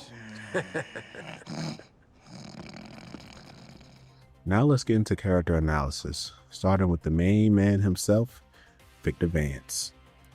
Victor Vance is the heart of Vice City Stories, and his role is crucial to the narrative's impact. Unlike most GTA protagonists, Vic doesn't enter the criminal world by choice. He's dragged into it out of necessity. His initial goal is simple: provide for his sick brother Pete and keep his family afloat. This makes him one of the most human and relatable leads in the series. Someone who starts with noble intentions but is slowly forced into compromise after compromise. Every decision Vic makes carries weight because he's not chasing power like Tommy or CJ. Instead, he's struggling to protect what little good he still believes in. That moral struggle defines the story, making his rise to power feel less like ambition and more like survival. Victor is also the emotional anchor of the story, and his journey shapes the entire tone of the game. His relationship with Luis humanizes him, showing a man who wants love, stability, as much as money or power. Her death becomes a breaking point, stripping away his last hope for a clean life and cementing his fall into the criminal underworld. By the end of Vice City Stories, Victor stands out both as a kingpin and a tragic figure, someone who gained everything he didn't want and lost everything he truly needed. His presence is essential because he embodies the game's central theme of Vice City. Even the best intentions can be corrupted, and even the strongest man can be broken. Luis! Hey, Vic. You came for me. No one ever really did much for me before. That's sweet of you. Hey, come on, let's get you to a hospital. I don't think there's much point in that. Come on, Louise. We could have had something special. Yeah. We did have something special. Make sure Mary Jo takes care of my baby. Oh, Louise.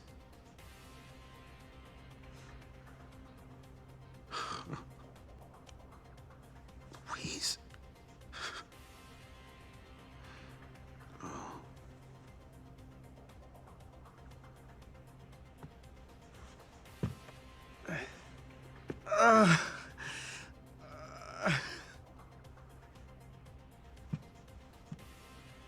Hey, Vic, I know you cared about her, man. But she wasn't right for you. Vic. Hey, Vic. Family's what matters. Oh, damn. All right. Okay, I'm gonna make it. I can make it. I know I can, man. Lance Vance is the chaotic counterpart to his brother, Vic, and Vice City Stories gives us the clearest picture of why he becomes the man we meet in Vice City. Unlike Victor, who enters the criminal world reluctantly, Lance embraces the chaos with open arms. He's reckless, opportunistic, and constantly looking for shortcuts to power, often putting the Vance crime family at risk for his own gain. This prequel shows us his pattern of selfish decisions, from borrowing money behind Victor's back to cutting deals he can't keep. Where Victor represents loyalty and morality, Lance represents ambition without responsibility. A dangerous mix that makes him both unreliable and unpredictable. The game also highlights Lance's dependency, which feeds into his betrayal later in Vice City. Throughout the story, he leans on Victor to clean up his mess, but never learns from his mistakes. He enjoys the benefits of power without earning them, and when things go wrong, he's quick to blame others or cut ties. This dynamic not only builds tension with Victor, but also foreshadows the role he'll play in Tommy Vercetti's story. Helpful in the moment, but ultimately driven by ego and self-preservation. By fleshing out his flaws and showing his chaotic nature early, Vice City Stories makes Lance's eventual betrayal in Vice City feel inevitable, painting him as one of the series' most consistent and tragically flawed characters. Lance Vance, baby. You can trust me. Lance T. Vance, a T for truck. Great. Yeah, love. I love you, man. No, not in a funny way. Aight, ciao. What was that? Nothing. Didn't sound like nothing. Vic, look at me. It was nothing. And you look at me. What was that about? You'll thank me. Like I haven't heard that before. What have you done? I found a way in. 2 kids, broken home, no education, no father. What? And rich as shit. It's the American dream, baby. People with good medical treatment. We are not kids. We're young at heart. Listen, look, I met a big player. And we'll get big money for doing absolutely nothing. This better not be drugs. We won't be touching no drugs, man. Come on. You know, I'm your brother. You can trust me. Sergeant Jerry Martinez is one of the most manipulative figures in Vice City Stories, and his character represents corruption at every level. From the very beginning, Martinez used his military rank to rope Victor into criminal work, dangling authority and promises of opportunity while exploiting Vic's loyalty as a soldier. He plays everyone he encounters, using Victor to stash drugs, using Phil Cassidy as a pawn, and trying to leverage alliances with the Mendez brothers. Martinez thrives on control, always looking for someone else to take the fall, while he positions himself for profit. He's less about brute force and more about manipulation, pulling strings from the shadows to keep his hands clean. But the brilliance of Martinez's arc is that, in the end, the player watches him get outplayed. For all of his scheming, Martinez underestimates Vic's resilience and overplays his hand with the Mendez cartel. By the time of the final showdown, he finds himself standing on the rooftop, not as a puppet master, but as another doomed player in Vice City's cycle of betrayal. In true Rockstar fashion, the manipulator becomes the manipulated. His death at Vic's hands serving as poetic justice for the trail of lies and exploitation he leaves behind. Martinez is important, not just as an antagonist, but as a reminder that in Vice City, no one, no matter how clever, can play the game forever without getting burned.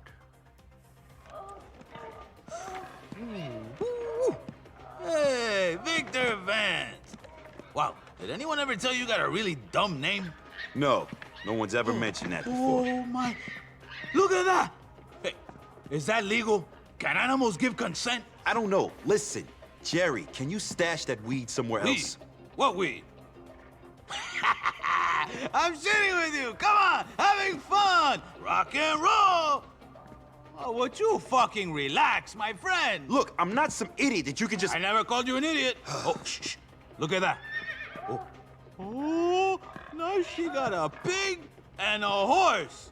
Hoo-wee. That candy sucks.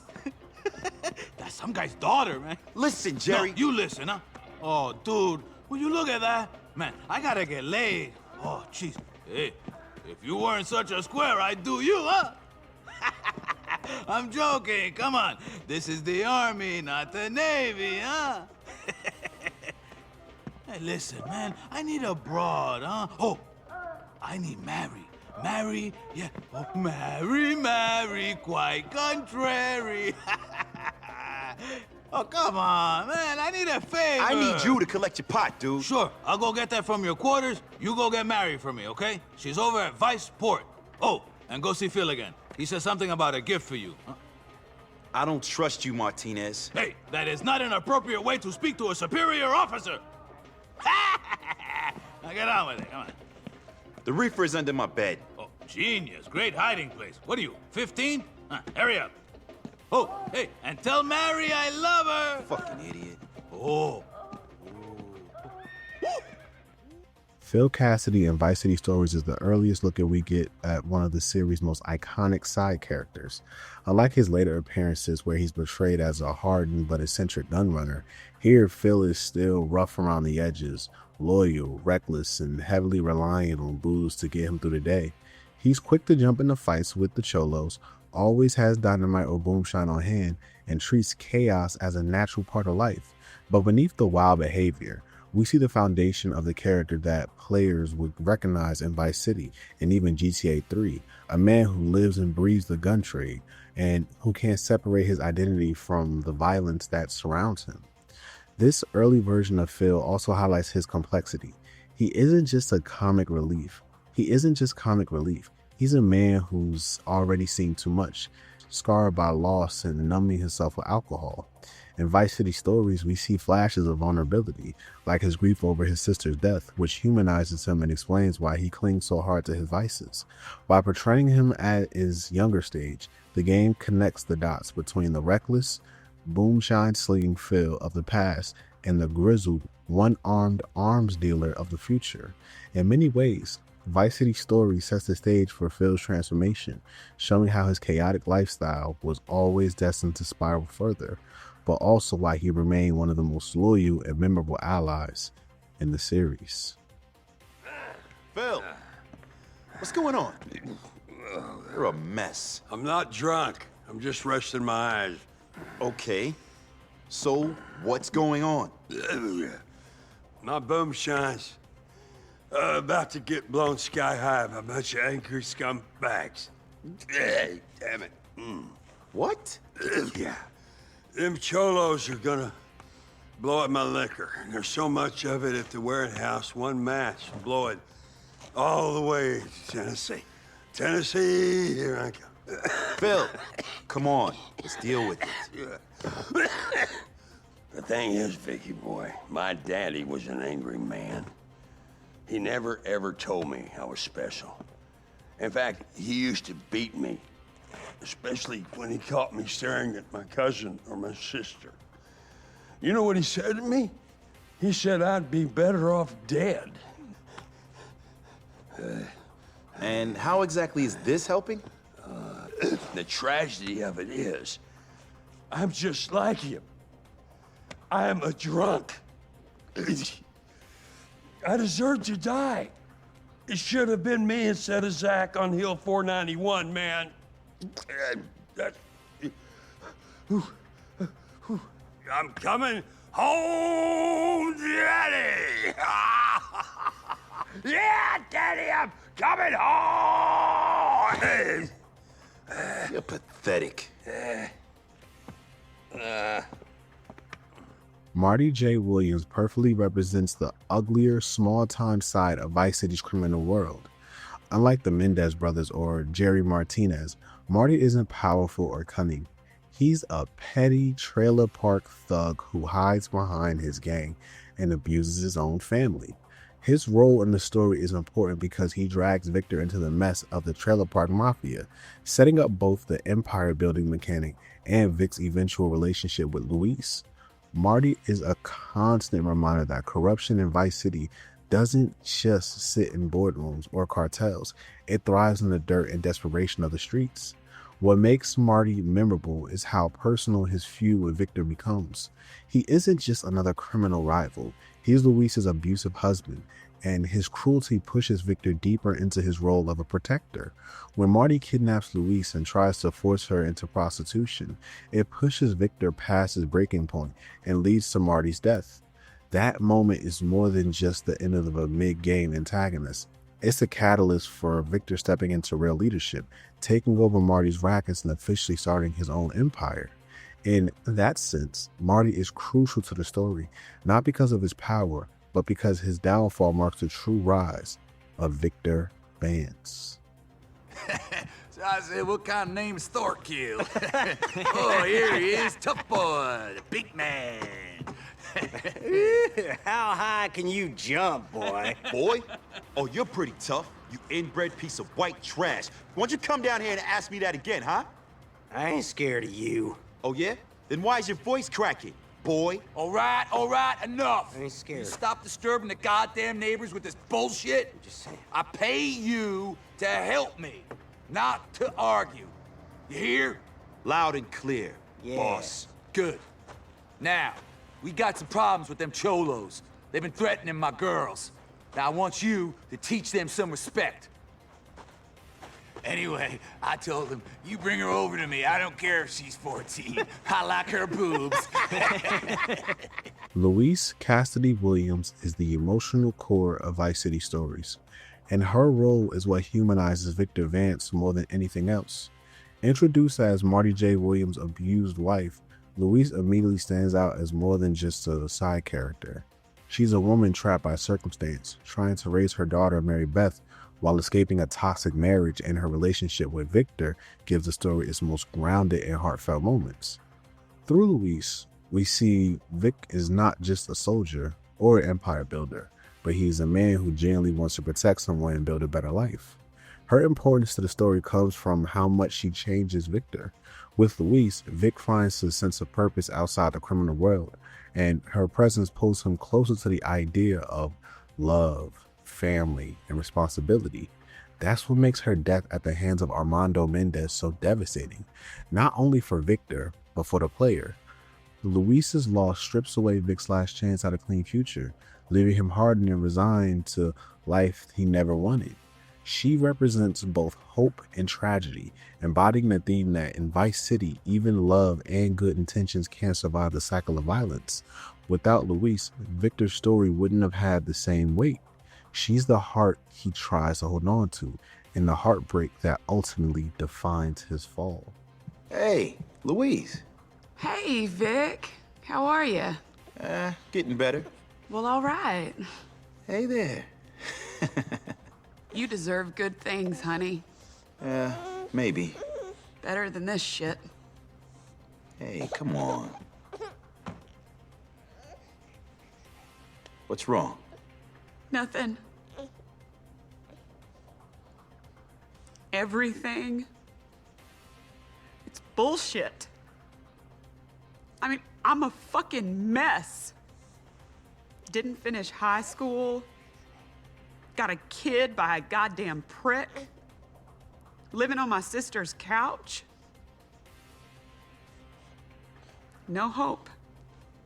Come on, you're just going through a bad time right now. Things will improve. You'll see. Show me a way out. Just show me a fucking way out. I don't know. Look at it this way. I've been kicked out of the military. Now I'm working with jerks, robbing people, all to pay for my brother's medical bills.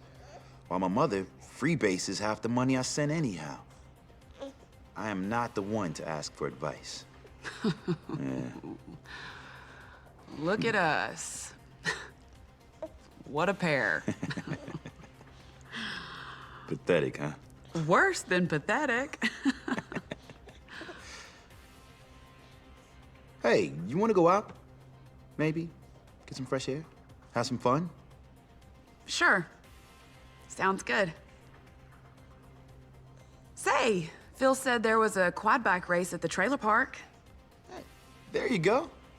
Hey, great. Quad bikes and moonshine. Let's go. Umberto Robina in Vice City Stories is the earliest look we get at the fiery Cuban gang leader who would later reappear in Vice City. Here, he's already loud, passionate, and quick to prove his machismo, but he hasn't yet become the fully established Cuban boss we see in the later games. In this prequel, Umberto is still carving out his reputation, battling the Cholos and building up the Cuban presence in Vice City. His missions highlight both his bravado and his loyalty. He talks big, demands respect, but when the bullets start flying, he's right there in the fight. What's important about this version of Umberto is how it fleshes out his backstory and connects directly to the events of Vice City. By watching him eliminate the Cholos with Vic's help, we see how the Cubans rise to power, setting the stage for their rivalry with the Haitians that dominates Tommy Vercetti's timeline. This makes Umberto's role in Vice City Stories more than just a comic relief character. He's a bridge between games, showing how gang dynamics shift over time. His earliest rendition still carries a mix of humor and pride, but it also roots him firmly in the history of Vice City's criminal landscape. Umberto Rubina says you are a true friend. You can count on me for anything. I love you, man, like a son or a dog. Brian Forbes is one of the more surprising figures in Vice City Stories because he initially seems like an ally, but is revealed to be a traitor. Introduced as Lance Vance's new player, Forbes presents himself as someone with inside knowledge about drug shipments, offering the Vance brothers opportunities to expand their operation. At first, he feels like just another hustler in Vice City, but the twist comes when it's revealed he's actually an undercover DEA agent. This betrayal forces Victor and Lance into a deadly cat-and-mouse game, chasing Forbes across the city in missions that highlight both his resourcefulness and his duplicity. What makes Forbes important to the story is the way his betrayal reinforces the game's core themes. In Vice City, no one can be trusted. Forbes plays Victor and Lance long enough to nearly get them killed, but ultimately he's outplayed himself, captured, exposed, and eventually executed after one too many lies. His role drives home the paranoia that surrounds the drug trade, where even allies can turn out to be enemies in disguise. By weaving in a character like Forbes, Rockstar not only added tension and betrayal to the mid-game, but also showed how law enforcement was just as much as a manipulative player in Vice City's criminal ecosystem as the gangs and the cartels themselves. Victor V, what's poppin', partner? What? What's poppin'? The fuck are you talking about? Isn't that what you guys say? What's poppin'? I think that must be Lance. What? You got everything sorted? No trouble? Of course. Hey, I was just giving you shit, you know. Yeah, whatever. Great, great. Here's your brother. What's poppin', baby? You! Lance, what's going on? You're a freaking cop! You think you can mess with Lance T. Vance, you Hey, bum? chill. Chill? Ooh. Yes. You're right. I am a cop. I was gonna tell you. I need money. I want to work with you guys. I ain't gonna bust you. Not now you ain't. I'm gonna bust you! Let's go! I am going! The Mendez brother Armando and Diego serve as a central cartel force in Vice City stories, and together they represent the ruthless ambition that defines Vice City's underworld. Unlike small-time thugs like Marty, the Mendez brothers operate on a larger scale, running drug shipments, manipulating alliances, and pulling strings behind the scenes. They embody the big league of crime, the kind of power players Victor inevitably is forced to deal with once he rises past the street-level conflicts of the early game. Their presence raises the stakes, showing that no matter how much territory Vic gains, there's always a bigger predator waiting to take him down. What makes them effective villains is the contrast between the two. Armando is hot-tempered and sadistic, the one who personally torments Victor and ultimately kills Luis, making the conflict deeply personal.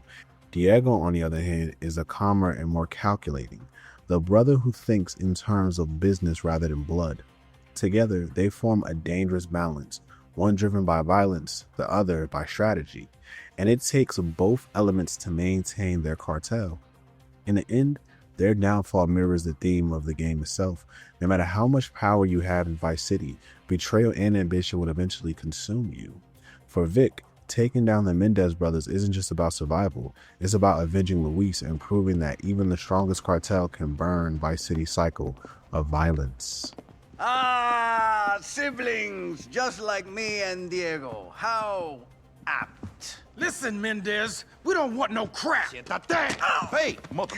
Listen, Vance brothers, you want me to kill you now? No problem. Or we can work together. Your call. The hell kind of choice is that? All right, I guess we're gonna work together. Good. Diego? See ya. So, Victor, Lance, who has been ripping us off? All of us, because now we are partners. A team, as it were. 4 brothers. Yeah, It was Martinez. Really? Okay, prove it. I mean, prove it now. Rennie stands out as one of the most eccentric and memorable characters in the entire GTA universe. A flamboyant German film director obsessed with their image and reputation. Rennie embodies the chaotic energy of the 1980s entertainment industry. Through Victor's missions with Rennie, we see how Vice City's drug trade and criminal underworld intertwine with the cultural scene, film, music, and celebrity. Rennie constantly pushes Vic into bizarre scenarios, from stunt driving to protecting rock stars, even highlighting the surreal absurdity that comes with living in a city fueled by excess. What makes Rennie so important is the way their character reflects the theme of identity and transformation that runs through the story. Just as Vic is struggling to define himself between duty, family, and crime, Rennie is unapologetically fluid, reshaping their persona to fit the spectacle of the moment. This contrast makes Victor's grounded seriousness stand out even more, while also giving players a glimpse into the wild, underestimated side of Vice City. Rennie may not be a kingpin or a cartel boss, but their influence on the tone of Vice City stories is undeniable. They bring a strange charm and levity to a narrative otherwise weighed down by betrayal, corruption, and tragedy. Wonderful creams. Vic, darling, how do I look? Different. Fantastic! I was just telling Barry he should get some implants. Flipping ho. Great. Hey, Phil, you ready for the concert? How's everything looking? Good. I think, unless Barry's got some more surprises in store.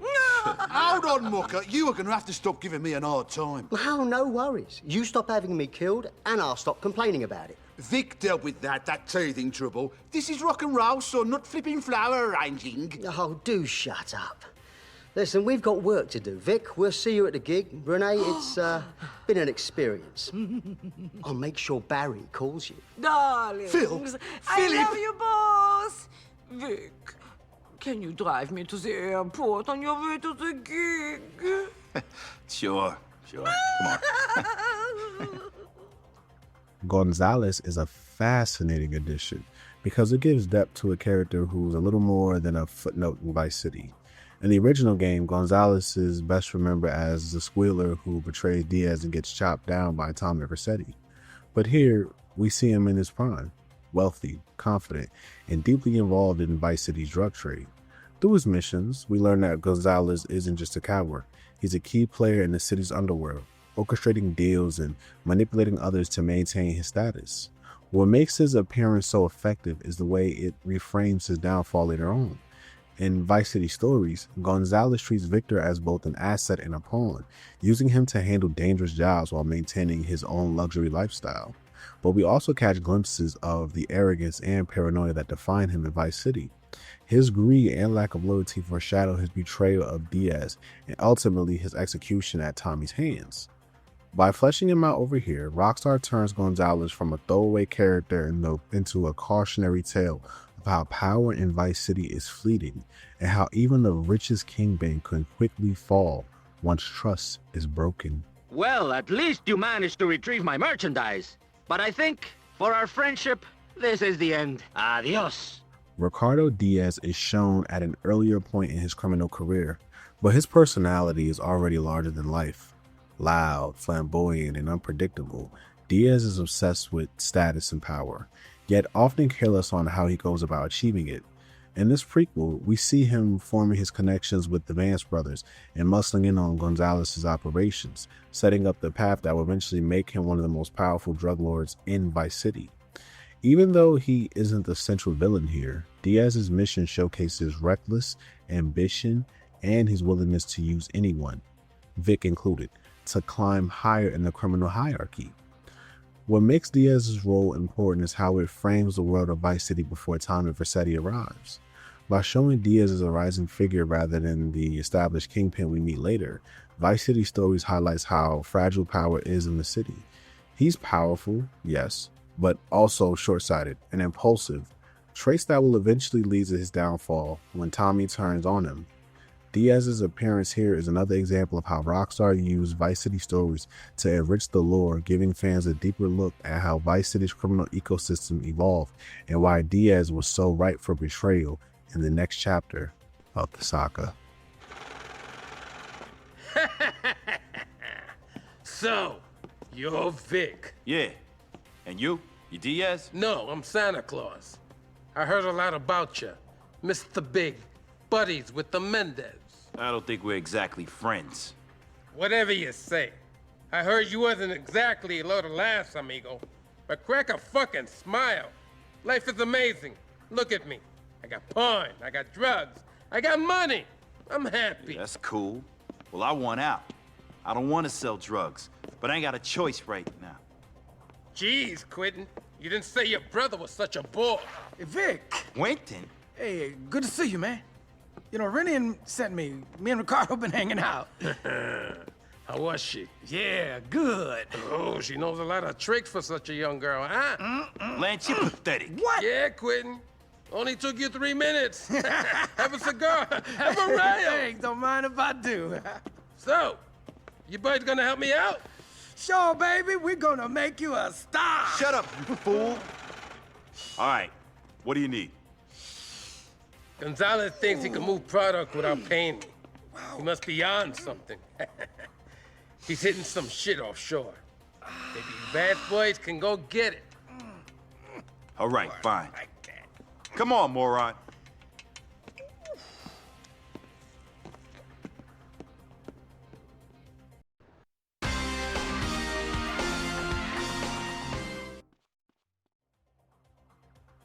When it comes to gameplay, Vice City Stories takes everything Rockstar Leeds had already proven with Liberty City Stories and pushes it further. This wasn't just a portable GTA, it was a full experience that actually introduced new mechanics that will ripple through the series. Mission design was also stronger than its predecessor. Where Liberty City Stories felt like a scaled down GTA 3, Vice City Stories had more variety and spectacle. From flying doombots to firefights and burning buildings, from protecting Phil Collins in a concert to stealing military hardware, the mission leaned into creativity and chaos. On the handheld, that ambition was impressive, and when ported to the PS2, it still held up as solid GTA storytelling. Of course, the game still carries some limitations. Aiming and combat was serviceable, but clunky compared to later entries, and the PSP hardware sometimes struggled with the draw distance and frame rate. But Rockstar Leagues worked miracles, fitting this much Vice City onto a UMD.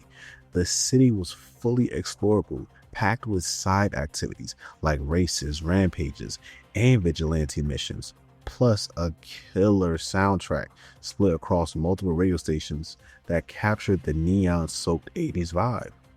The most ambitious addition was empire building. Borrowing ideas from Vice City's property system and San Andreas' gang wars, it finally gave players a feeling of running a criminal organization instead of just working for one. Taking over rackets from rival gang allowed Vic to establish businesses. Everything from protection rackets to brothels to smuggling operations. Each property came in different sizes and it could be upgraded. It even offered its own set of missions with rewards and bonuses. Income flowed over time, but there was a catch. Rival gangs would occasionally strike back, forcing you to defend your turf until every business in the city was under Vance's control. It added strategy, ownership, and replay value in a way no other GTA had did before. The combat system also received a significant overhaul. Targeting was made smarter, automatically prioritizing threats over random bystanders. Hand-to-hand combat was expanded with grapples, throws, and the ability to stomp enemies while they were down.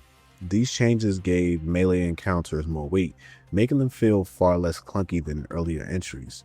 Rockstar also introduced a new mechanic for when things went wrong.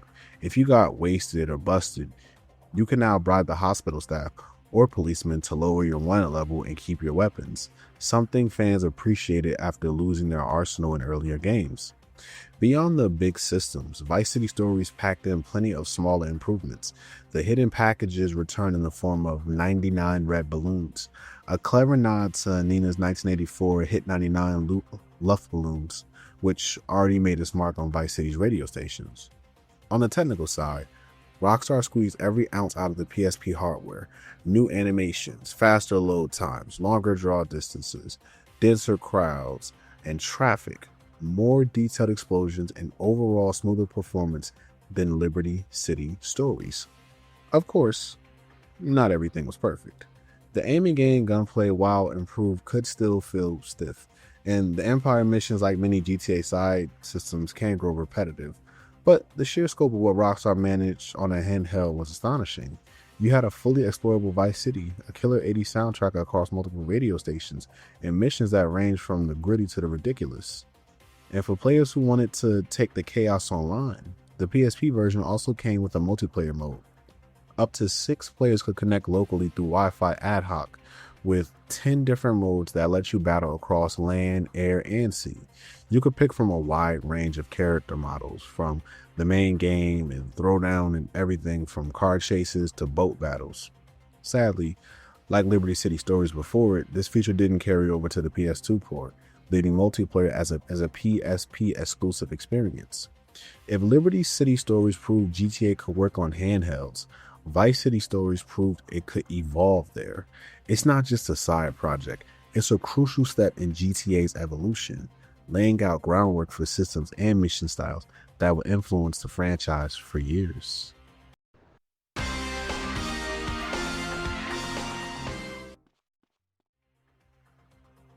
The PSP version is the original, and it's where the game feels the most at home. It released on October 31st, 2006 in North America, November 3rd, 2006 in Europe, and November 10th, 2006 in Australia. On its native hardware, it ran smoother with fewer glitches, and even came with features the PS2 version lacked. Players could use the PSP's custom soundtrack support to import their own music, swapping out radio stations for a personal playlist, a feature fans still praise today. It also offered a local multiplayer mode, letting up to 6 players connect through Wi-Fi's ad hoc to battle it out across Vice City in cars, boats, and aircrafts. These additions gave the PSP version a unique identity, even if it came with limitations like the smaller screen, single analog nub, and less precise controls. The PS2 port dropped on March 5th, 2007 in North America and March 9th, 2007 in Europe. This was more of a double-edged sword. On the plus side, It added extra content, more rampages, unique stunt jumps, and additional side missions that weren't in the PSP release. It also benefited from the second analog stick, making camera control and aiming more natural. But performance took a hit. Players noted frame rate drops, darker and drabber visuals, and textures that didn't scale well to a TV screen. Since the assets were originally built for handheld resolution, some even felt the game looked sharper on a PSP or a PS Vita screen than it did on a PS2 running in standard definition. On top of that, the PS2 version removed both multiplayer and custom soundtracks, giving players more content but fewer features. At the end of the day, both ports have their strengths. The PSP version is the most authentic, less buggy, and carries those unique touches like custom music and LAN multiplayer. The PS2 version, while missing those, gave fans more side content and the comfort of traditional console controls. Neither stands as the definitive edition, and fans still debate which is better, but both showed just how versatile Vice City Stories really was, bridging the handheld and home console worlds at the same time.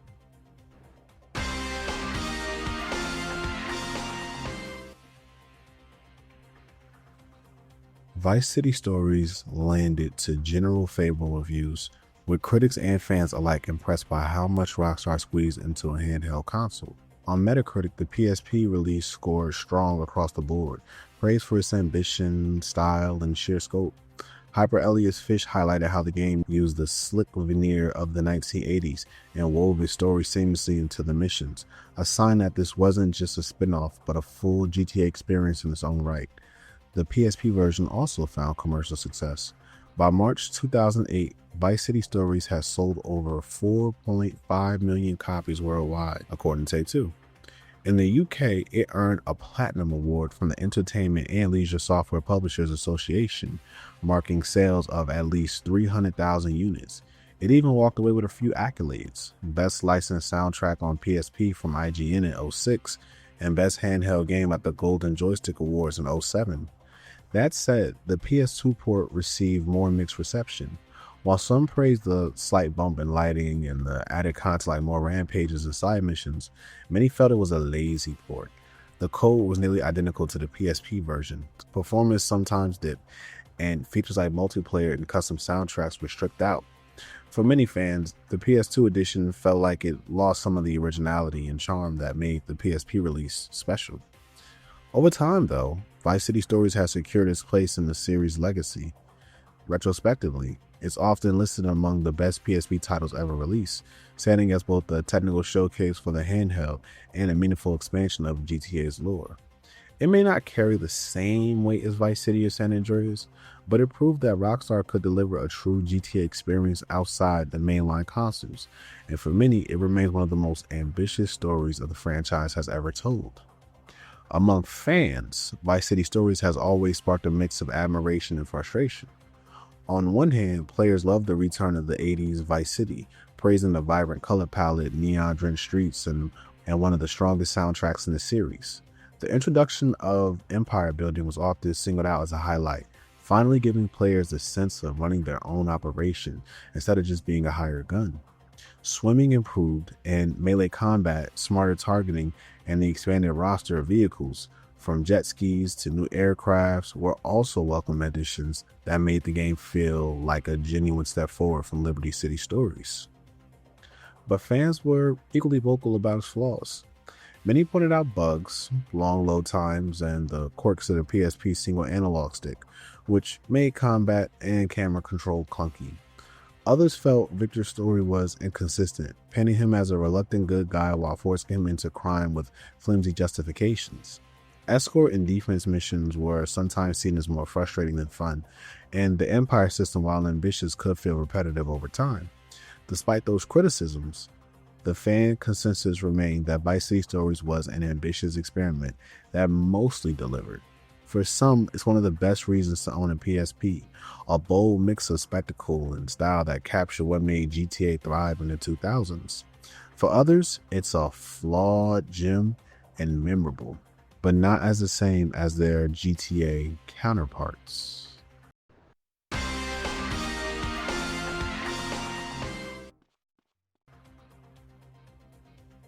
Now, this was my first time fully playing through Vice City Stories.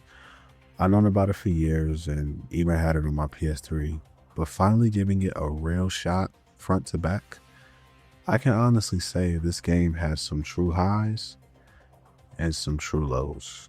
The story is easily one of the highlights. At times, it doesn't even feel like a prequel. It feels like a true origin of Lance Vance. This game gave me insight into his character I never had before, and for that alone, it was worth the playthrough. What impressed me the most was how well Vice City Stories sets up the events of Vice City. Watching Lance get his trademark car, seeing Umberto wipe out the Cholos on Slater class with the Haitians, it's all a connective tissue that makes the GTA timeline feel more alive. Gameplay-wise, the empire building system stood out. GTA has always been about building up your character until you're running things. And here, Vic finally gets that chance. Inspired by gang wars in San Andreas, the Empire system gives you businesses to conquer, grow, and profit from.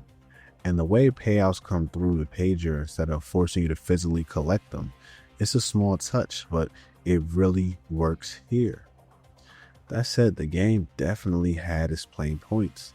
The shooting mechanic can be frustrating. Nothing's worse than lining up a shot only for the targeting to lock onto the wrong guy while you're getting lit up. The difficulty can also be uneven, with certain missions like Hose the Hose feeling cheap thanks to strict timers. And the driving, at high speeds, cars spin out way too easily, which makes long drives more annoying than fun. So yeah, Vice City Stories is a mixed bag. At its best, a humanizing tale about a man just trying to do right. At its worst, a clunky but ambitious spinoff, but the highs outweigh the lows. And it's no surprise this ended up as the 4th best-selling PSP game of all time. If you've never played it, I'd say it's worth the chance, because there's still an empire waiting for you to build. If you made it to the end of this video, thanks for tuning in once again. Sorry for the delay. This video actually had some copyrights as I was editing it, so I was checking to make sure. And I can honestly say I'm working hard to stay on schedule, because dropping at the same time each week gives you all something to look forward to, and I want to keep that consistent. Next week, we're jumping back into Saints Row with Saints Row the 3rd, where I'll be playing as Prince. And the following week, we're diving into Manhunt 2. I've got a brand new video idea cooking that I can't wait to share with you all. And that may be coming either in October or December. If you enjoyed this video, don't forget to give it a thumbs up. It goes a long way with the YouTube algorithm. And of course, if you want to support the channel, the best way is to make sure you're subscribed so you don't miss a drop. And like always, if you're feeling a little extra generous, you can always buy me a cup of coffee. This is the Retro Phantom, signing out.